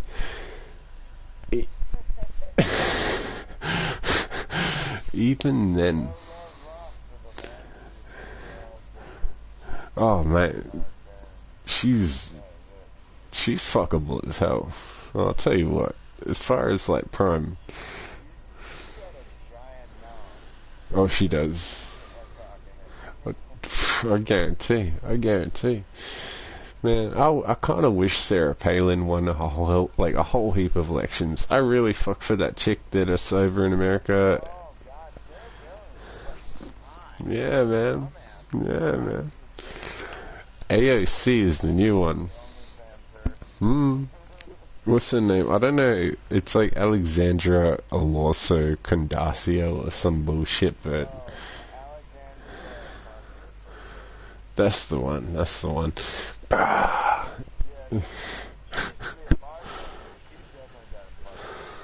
Bro, her mouth has been fucked more times than I've been fucked. That's the thing. Like, as our generations change, and like as we all, you look at the shit that like 14, 15-year-old cunts are exposed to these days, right? Way worse than the shit we were exposed to at our age, right? So then you take that gap and then you apply 20, 30 more years to it. In 20, 30 years, it's going to be just like that movie, what's it called? Fucking Idiocracy. Yeah. We're going to have pro wrestlers running countries. We're going to have fucking porn stars calling shots for entire states. Like, it's going to be fucking wild, bro. Like, I wouldn't be surprised if people do start trying to water crops with Powerade and shit. Or Canadian Club.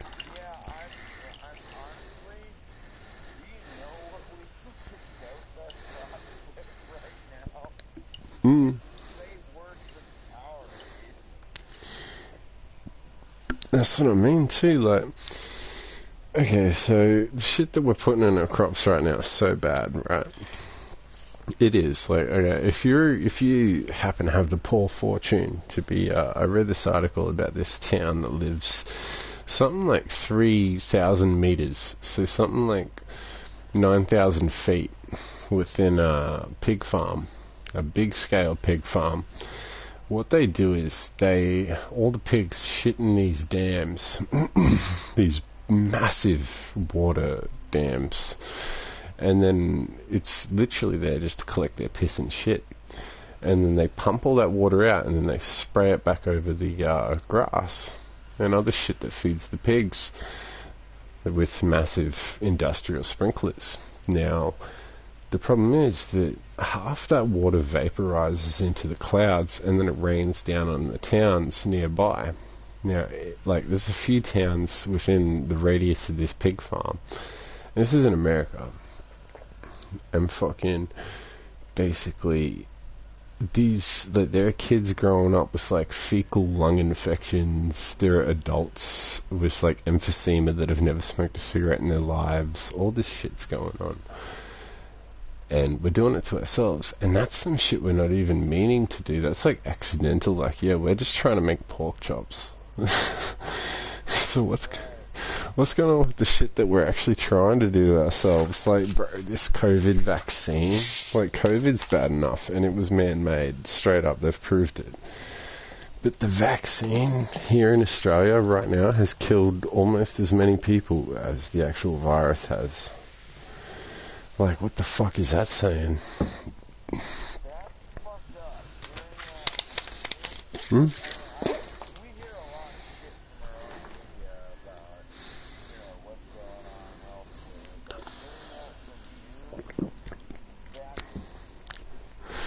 you, that's bigger than, To clarify, when I say it's killed as many people, I mean it's maybe killed a quarter of the people. So say COVID's killed 10,000 and the vaccine's killed maybe 2,000, 2,500. But they're still pretty comparable numbers.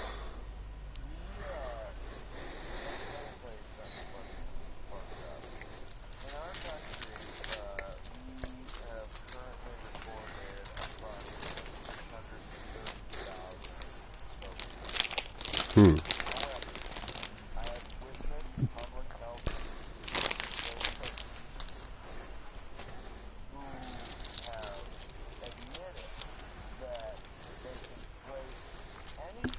Oh shit, yeah.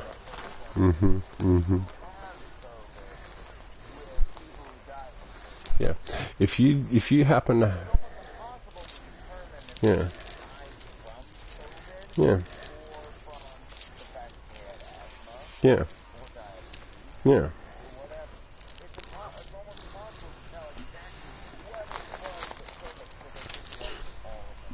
It's all COVID.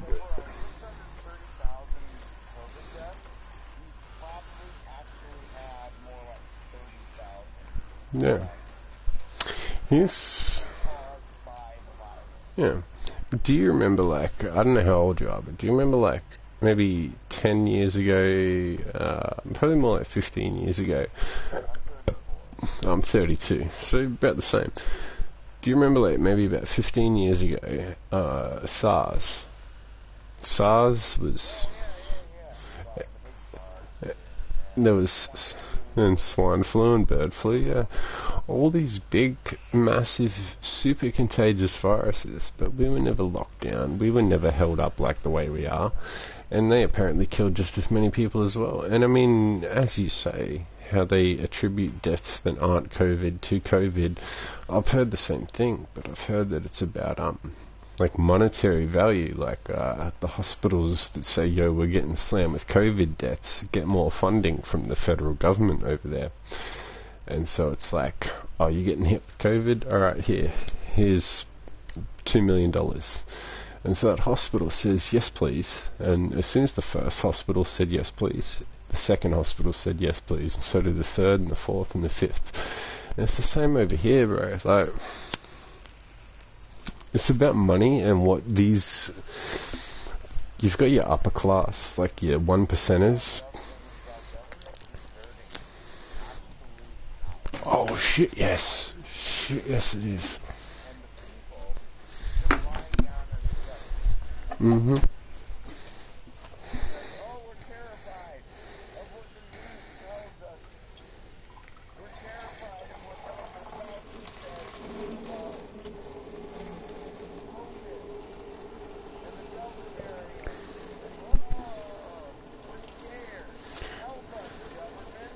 Dude, one of my really good friends, I've been playing, like, he's from the UK, but I've been playing games with this guy for like a year and a half now. Like, we're really good friends. His younger brother, who was like in his early 20s, he caught COVID, and so obviously the whole house had to lock down. My friend couldn't go to work, his mum couldn't go to work, full lockdown. And within 3 days, his brother got over it, and neither him or his mum got sick. Now, he also knows through this girl that he's seen, one of her friends got the COVID vaccine because her work told her to. And she ended up paraplegic in a chair, like for life. She didn't have COVID. She had nothing else in her life that was going to make her paraplegic. She fucking just got the shot and wound up in a chair. And it's not bullshit. I grilled him about it. He's told me multiple times. Like, we are, and here's the real kicker. Here in Australia, fucking our head, like, I guess our Dr. Fauci or whatever his name is, his name's Brent Hazard, as in like health hazard. But fucking, he was doing a press conference like, a month ago at this point, maybe a little bit more, and he slipped up and said the people that aren't wearing masks are getting in the way of the world's largest clinical trial. And people here in Australia focused in on those words, clinical trial, and we were like, what the fuck do you mean clinical trial? And then he fucking, like, journalists were asking him, when you say clinical trial, what do you mean? And he said no more questions, and he ran off stage. Like, he quit. He fucking flipped up, and then whoever was in his earpiece said, get off the stage right now. Exactly. And that's what I mean, like, and it is. My friend, he got the vaccine last week. He's still alive. But fucking, he also read the release form very thoroughly. And he told me that he is eligible to just fucking straight up die. Or get any other sort of negative symptom. Up to 12 weeks. Which is, 3 months away from last week. Like, so for the next 3 months, he's literally on, like, death watch or like paralysis watch. Like, it's crazy.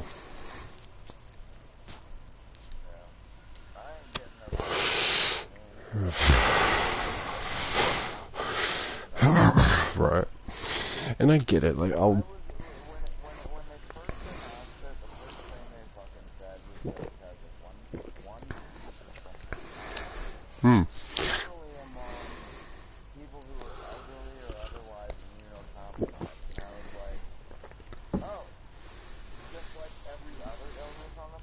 Yeah. This is where, like, everyone, like...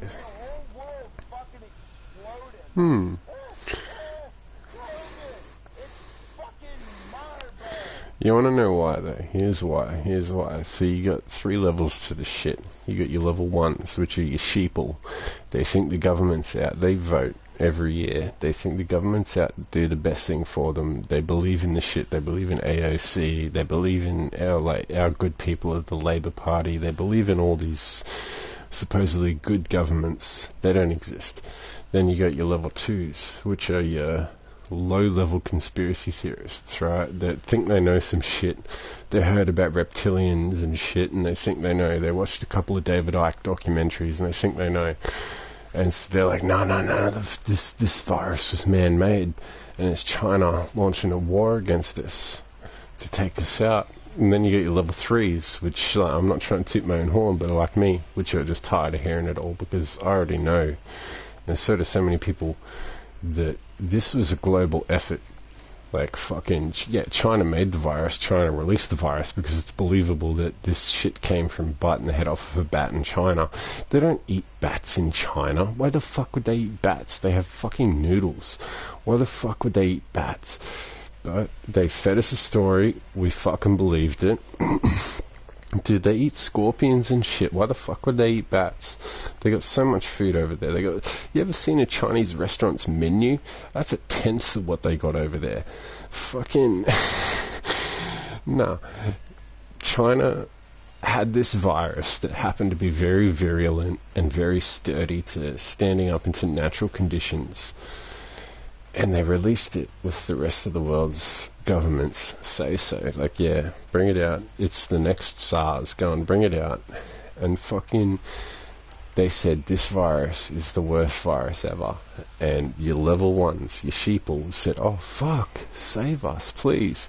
Your level 2s said, this is China launching war. we got to get the vaccine straight away. And then you get your cunts like you and me that are like, no, this is bullshit. Wait a minute. They just want us to get this vaccine. They had the vaccine ready before the virus came out. They want us to get the vaccine. That's the goal. It's not about the virus at all. It's something else in the vaccine. I don't know what the fuck it is. Monitoring.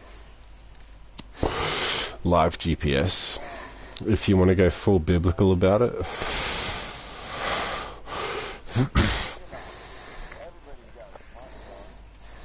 if you can get a government app on every single smartphone in every single citizen,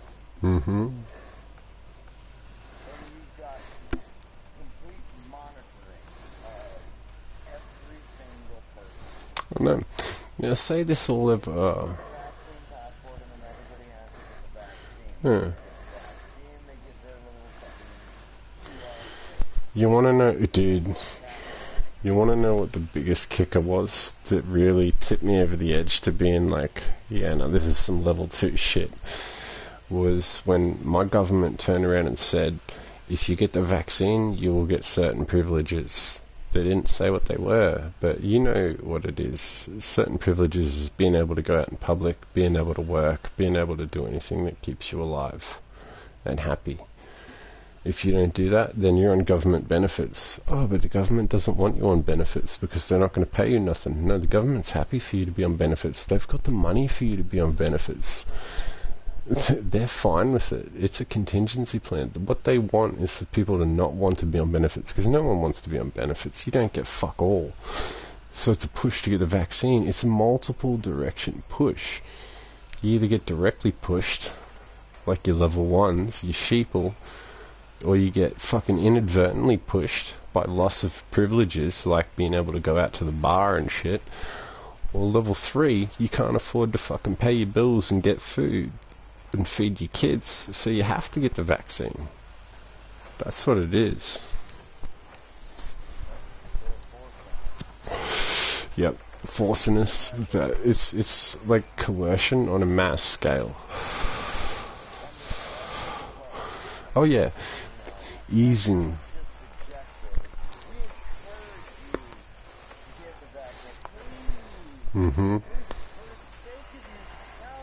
Yeah. Dude, they had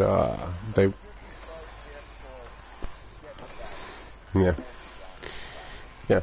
So in one of my really good mates, the one that got the vaccine, in his suburb, which is for like 3 or 4 hours away from mine, they had not armed but uniformed soldiers with armed police escorting them, going house to house, asking who has the vaccine, or making sure that they were staying inside or whatever. Just like they were making their presence known, like, yeah, we've got the army involved. Gently, like you say, yo, the army is gently involved, making sure that you're safe. What happens when it escalates a bit? What happens when a few more riots happen? What happens when fucking people don't want it? What happens when 2 years from now, instead of being at 95% vaccine rate, we're at fucking 60? Then the armed soldiers come out. Yo, get the vaccine or else.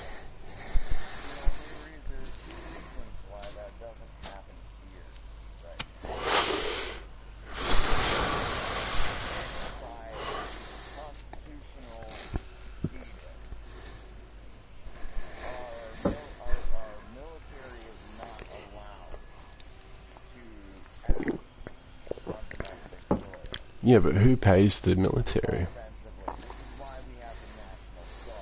Yeah, but who pays the National Guard? Yeah, but who pays them?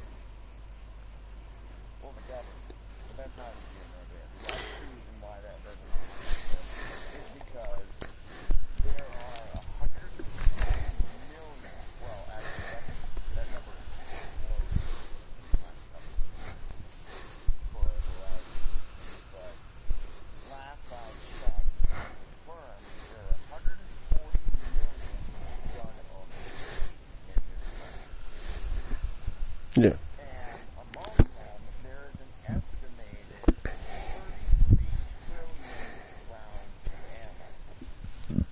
hence the ammunition scarcity of the past couple of years. Well, no, this is something that's going to accumulate for like 10 years. Yeah, but how good are 30-year-old rounds compared to... If we were just going to start sending soldiers around door to door, there would be armed conflict. No, because that's the thing. In our country, we will not tolerate the government showing up on their doorstep. Yeah, but this is, and I understand that, but I guess what I think, my opinion about America, so you guys are one of the most armed countries, citizen-wise, in the world, right? Without there being... Yeah.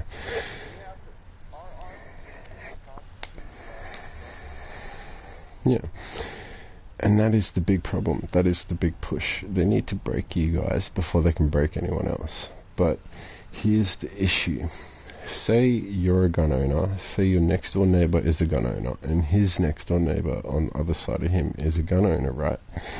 They go to the guy 2 doors down from you, your neighbor's neighbor, and say, yo, here's your COVID vaccine, you and your family are all getting it, fuck the side effects, you're all getting it.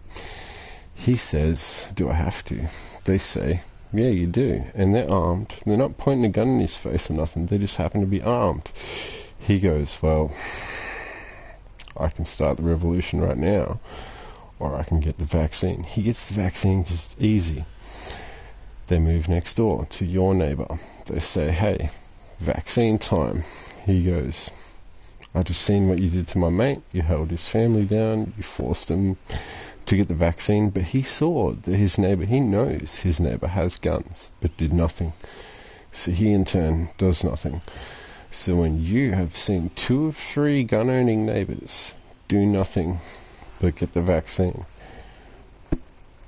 not to take away from, I'm just using you as an example, not to take away from you as a person, blow people's heads off if you want, I kind of hope you do, but you're more than likely to just get the vaccine and have it over and done with. That's how that works.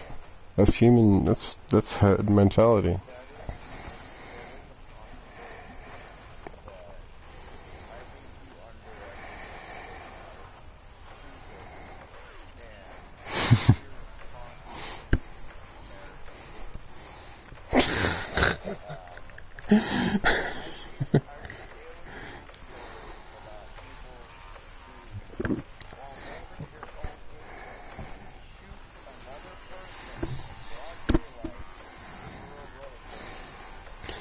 Yeah, because you're holding an infant, that's body armor.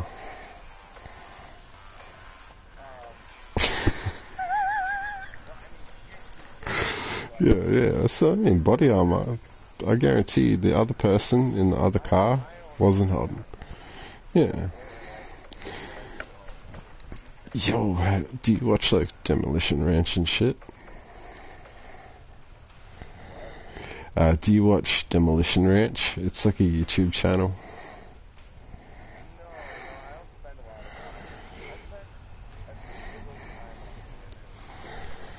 Okay, I promise you, no matter what body armor you've bought, unless it's like blacksmithed inch-thick dragon skin, it's not worth shit.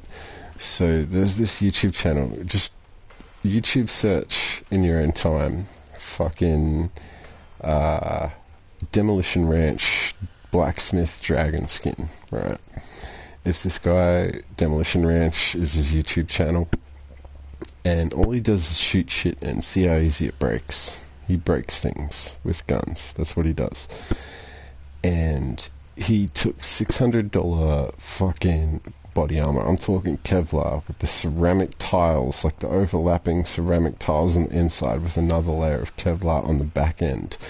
And it held like 3 or 4 556s versus this dragon scale. It took him a fucking armor piercing like 308 just to fucking break it. And when it got hit with that armor, like it took like near like 6 or 7 556s, no problem. It took like after, and it's the same piece of armor. it took fucking 6 or 7 5.56s, and then it took another 6 or 7 7.62 5.3s, whatever the big AKs shoot. Like, it took fucking bullets, bro. That's one 7.62 3.9. It took big fucking... It took AR-15, like 6 shots, and then it took AK-47, another 6 shots. Fucking barely damaged. And this was blacksmithed armor. And he even advertises the dude that made the armor on his YouTube, so like you can go to that guy and buy his shit too. But then he hit it with this massive armor pierce in 308, and it just fucking exploded. So if they can't drop you with assault rifles, and if the Russians can't drop you with assault rifles, they'll just hit you with a fucking sniper. Not a problem. Like, that's the thing. Everyone thinks that we're gonna be like, in Australia we got no chance because we don't have guns. I mean, we barely have fucking knives. We don't have shit. We can't put up resistance. It's on America to really put up the resistance.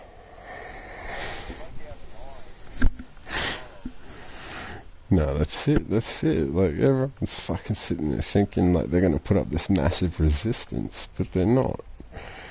Like, that's the thing. The army has shit we've never even fucking seen before.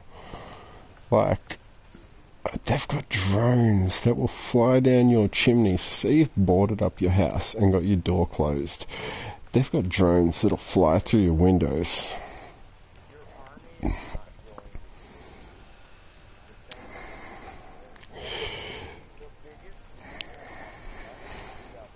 No.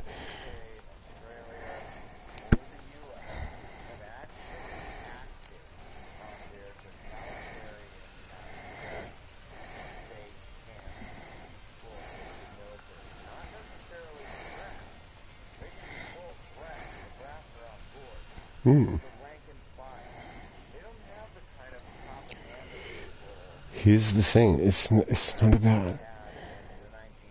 Yeah, but it's not about propaganda. It's not about propaganda anymore. It's about your kids and your kids' kids and your bloodline and your family. If you're a soldier paid by the government and your wife lives in a house paid for by the government's wage that they pay you because you're a soldier, and your kids go to a school when they're not raped and stabbed, or whatever other fear they feed into you, even if they just go to a school, even if they're fucking homeschooled, if your kids eat food, that takes money. And unfortunately for that soldier, the only thing he knows is how to be a soldier. And that's why. So, take the 2000s war. Take the 2000s war.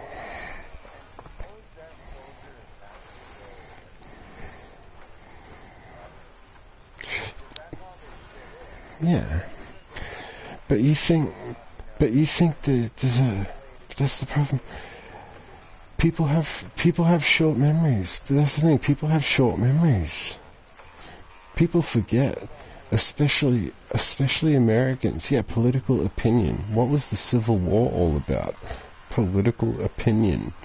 And man, that was one of the most bloody conflict. I'm pretty sure to date the most bloody conflict America was involved in, including World War II.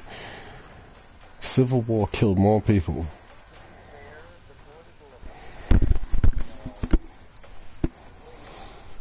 It wasn't. Yeah, but the Northerners weren't fighting. The Northerners weren't fighting for the black man. The Northerners weren't fighting for the black man, and no, they won't be fighting for COVID. They'll be fighting for their fucking families' paychecks. And don't get me wrong, you're gonna have soldiers turn around and say, "Nah, fuck that. That's fucked up. I'm not gonna go into someone's house and shoot them. They're an American." This is everything that I said I was gonna defend against. You know what's going to happen? They're going to get tapped in the back of the head by someone that's going to say, you know what, fuck you, feed my family. Because these days, humans in general are bred to be so isolated and self-centric that it's no longer about the greater good. It's about what's good for me. And that's the scary thing. people think there's going to be some massive uprising, like we got a chance, like someone in maybe America has some fucking chance of doing some John Connor shit and fucking uprising and defeating the government, installing someone that's good. No, we're so far past that. We're so far beyond hope. The best thing you can do is find somewhere isolated and hide and live. And that's my plan. When it goes to shit, and it will.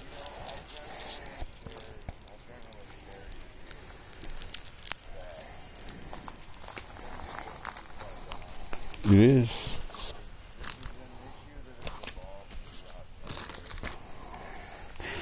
That's it, well.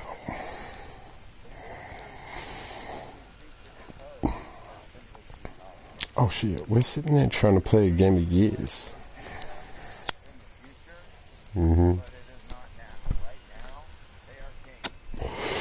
Dude, straight up.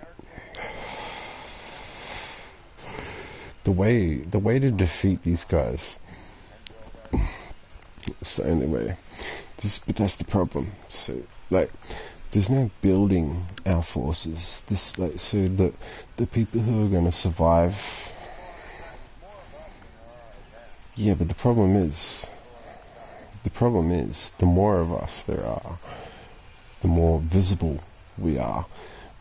Like, considering data online tracking, or even just straight up satellite fucking photographic fucking imagery. Like, say you and 12 of your mates are camped out in the woods saying fuck the government when everything goes bad.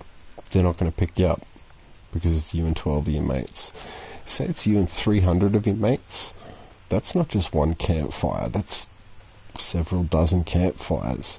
That's a lot of light pollution coming from a very dark area of the woods. They're going to go, whoop, that kinetic missile from a satellite, you're not going to see it coming. Instantly vaporized without knowing what's going on. You might hear a whistle and then boom, dead.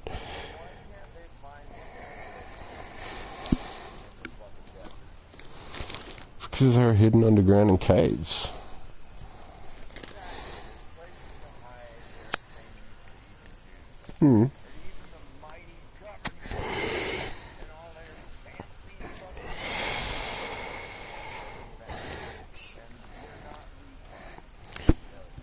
Yeah, but you want to know the big difference between America and Afghanistan is that America doesn't have Afghanistan 100% mapped. America does have America 100% mapped. They know where the caves are.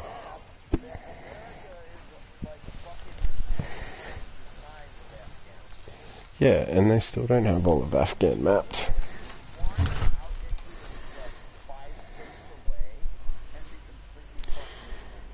Yeah, you could totally be invisible, for sure. I mean, that's the equivalent of going from Scotland to France. Yeah, I get that.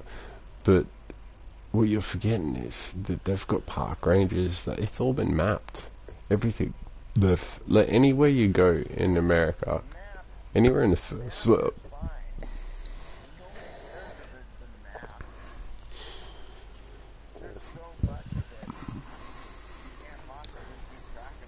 So say it's a contingency plan.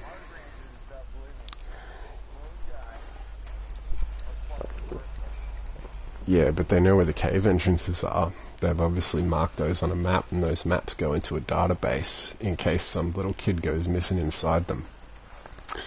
And so they take that database. Yeah, well, I'm talking about the... Yeah, I'm talking about those.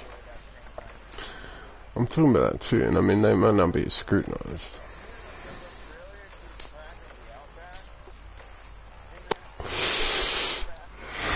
It's a different story because...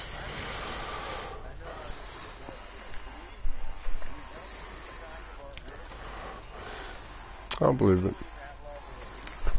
I believe you, because I mean, you gotta...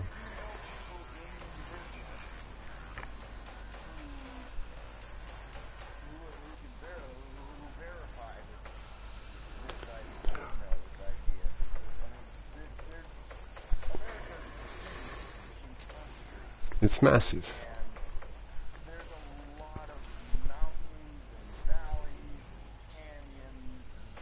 I mean, it's I know. Next time you're on Google, do a juxtaposition, do an overlay of Australia over America. We are just as wide and just as tall. Like, we are roughly the same size as America. Our thing is just that we're not as populated because our landscape isn't as, I guess, conducive to life. Like you say, the middle of the country is a fucking desert. Yeah. Yeah, it's basically it. Like, if America was its own little island, it would be too. Like, that's how big you guys are. But what I'm saying is that, yeah, like you say, like, is our country as mapped and well known? 100% guaranteed. Because they've already looked for oil and gas and everything everywhere. Like, we've got so many foreign interests raping Australia for resources that it's ridiculous. Like, it's crazy. And here's the thing about America. So, like, yeah, I'm not going to sit there and say 100% of the cave entrances and little nooks and crannies that people could hide in have been mapped and are strikeable. The big section of them are. So, okay, say those big sections are taken out, and you're fortunate enough as an American to be in one of the ones that wasn't taken out. Okay, cool. Now, say there's optimistically, let's call it 50 people from your local town hiding out in that cave. That creates a fucking footprint. It doesn't even have to be thermal. It can be completely analog. I'm talking bent bushes, fucking foot trails that just happen from people walking to the fucking spot where everyone takes a shit. And those things might not be trackable through satellite because our fucking visual technology isn't there yet. But they're definitely trackable through just boots on the ground. And they go looking, or say they don't go looking. What are you and 50 people going to do for the next 5 generations? Live in the woods? People will die out. People don't have the know-how to live out there.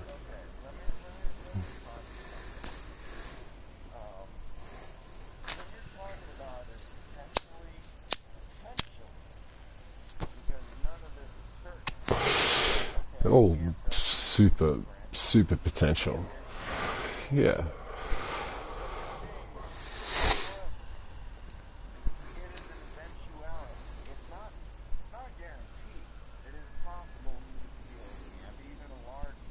Mm.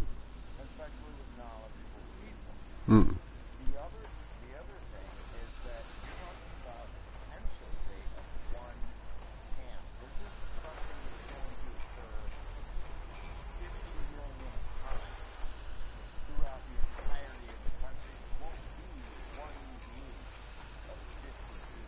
Mm.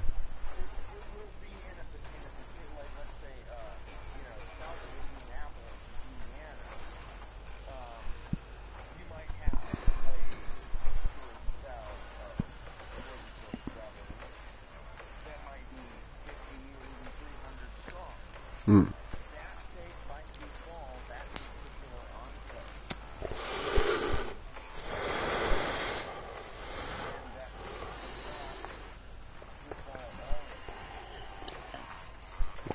That's where OPSEC becomes a problem. So say they happen to be, but say that camp, but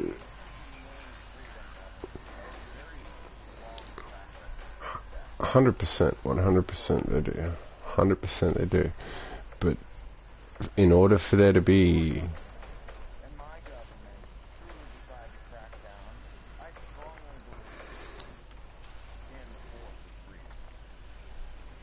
I really hope.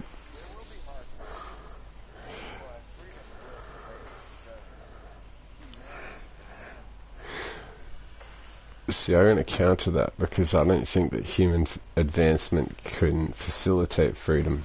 I don't think we can get off-planet in a true and meaningful way. I don't believe we can get interstellar without 100% coherence as a species, and I think that's what they're thinking. But in turn for that one camp might get taken out, but the rest of them will be fine. Operational security, So even ham radios are traceable. Fucking very difficult, but fucking everything is traceable. So say you've got written logs. I'm on the radio, I spoke to Joe Blow, frequency fucking 42F95. Fucking, they go and they tune into that and they don't say a word, they just listen for 6 months. And then on the 7th month, Joe Blow says, yo, you still there? Boom, they got you. Fucking, that's what I mean, like, and not every camp is going to have a doctrined set of rules, laws, or guidelines in terms of how to operate in a secure manner, because some camps are going to have people that are very knowledgeable about OPSEC, and they're going to say, no, this is too hot, we're not going to make any contact, we're laying low for fucking 6 months. Get used to talking to your neighbours because you're not talking to anybody else. And some other camps are going to be like, yo, be on the radio every single day, see who you can find. And those are going to be the camps that fall first. But the problem is, those camps could lead to the downfall of other camps. It's a domino effect. That's what I mean.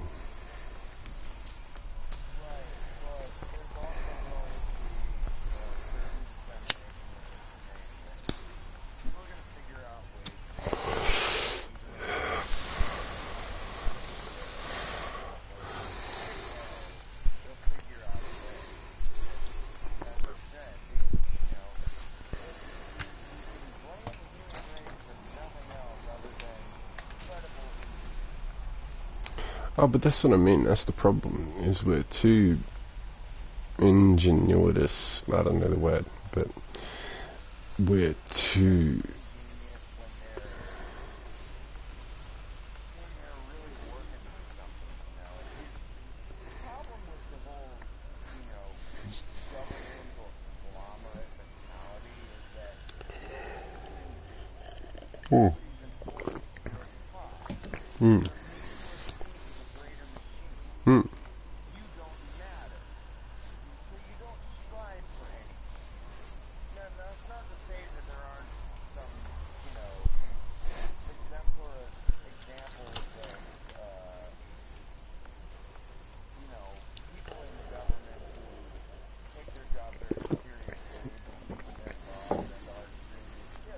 Yeah.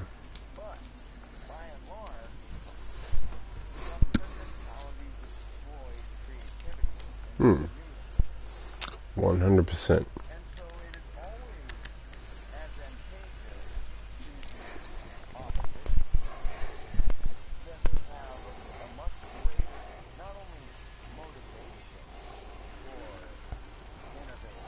Mm-hmm.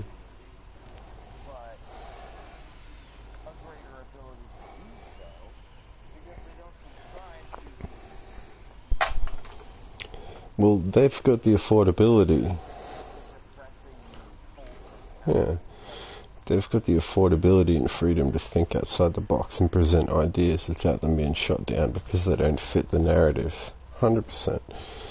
But what happens when you play that against someone? So this is the thing, the government, no matter what country you're in, you could be in fucking Iraq, and the government has think tanks designed to outthink you. So you think that by doing one thing, you're outthinking them, but really they've already thought about what you're going to think about, because no idea is individual. No one in the world has ever had an individual idea. We've all had the same ideas, not everybody. There's been, like, the guy who invented the steam engine.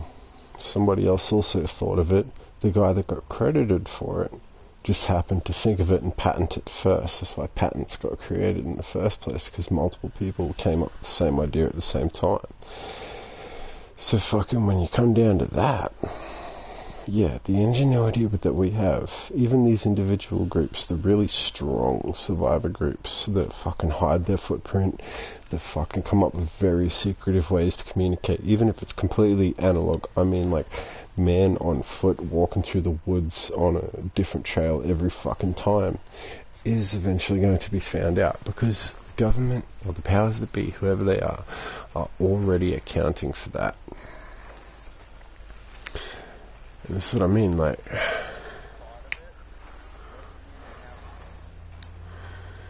Yeah, they don't have to have an answer for it because we haven't got the method down.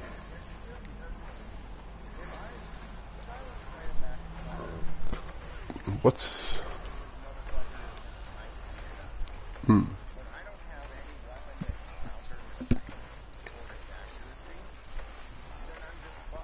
Hmm.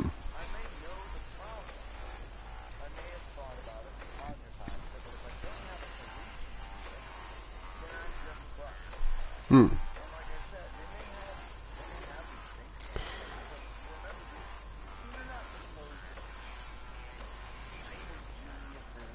They are, though. They're the best of the best, though. They're the best of the best. And that's the thing, though, when it comes down to...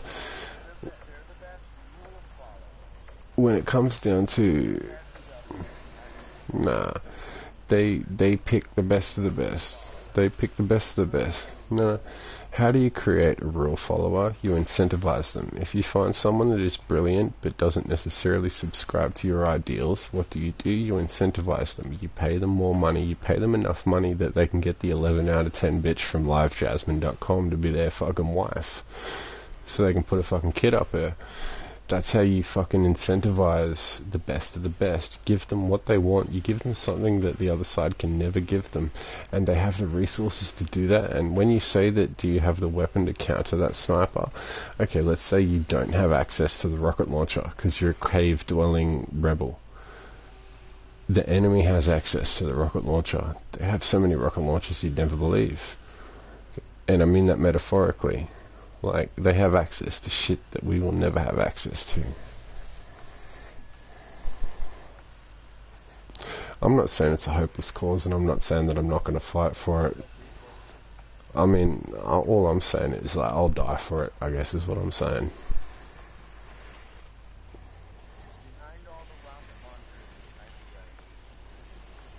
Yeah.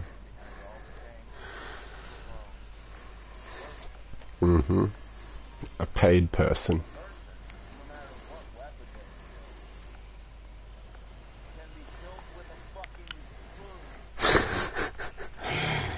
Yes, they can. Yes, they can. The problem is...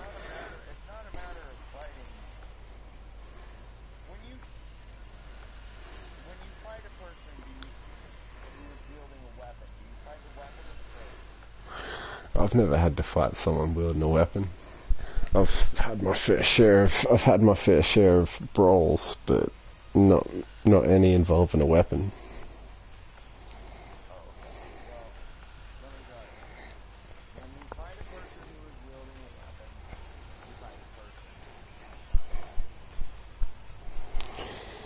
What happens when that person is 2,000 miles away and the weapon they're wielding is some radio-controlled drone, and they have no empathy because they've played so many matches of Call of Duty that you are just another blip on the screen that they kill and get paid for?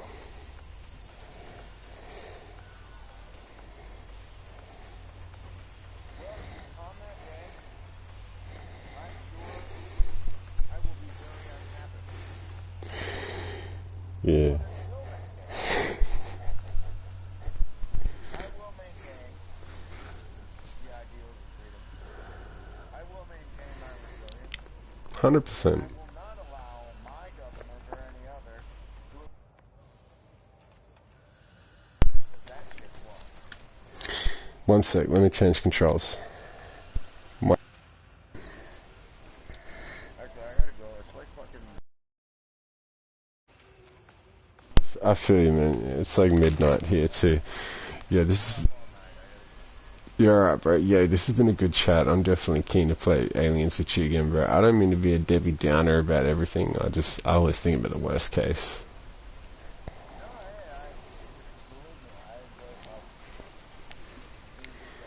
I enjoy Yeah, you too, bro. Alright, listen, Obi. I'm gonna catch you up next time. Alright, man, sounds good. You take care, brother. You too, man. Likewise, brother. Take care. Peace out, brother.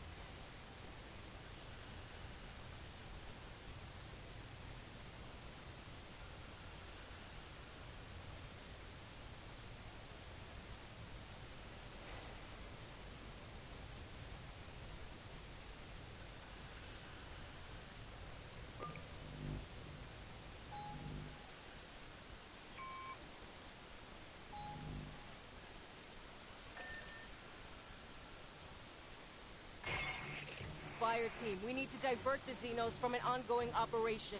Get aboard Katanga and make some noise. The bugs will come at you in waves. Hold on as long as you can, then get out.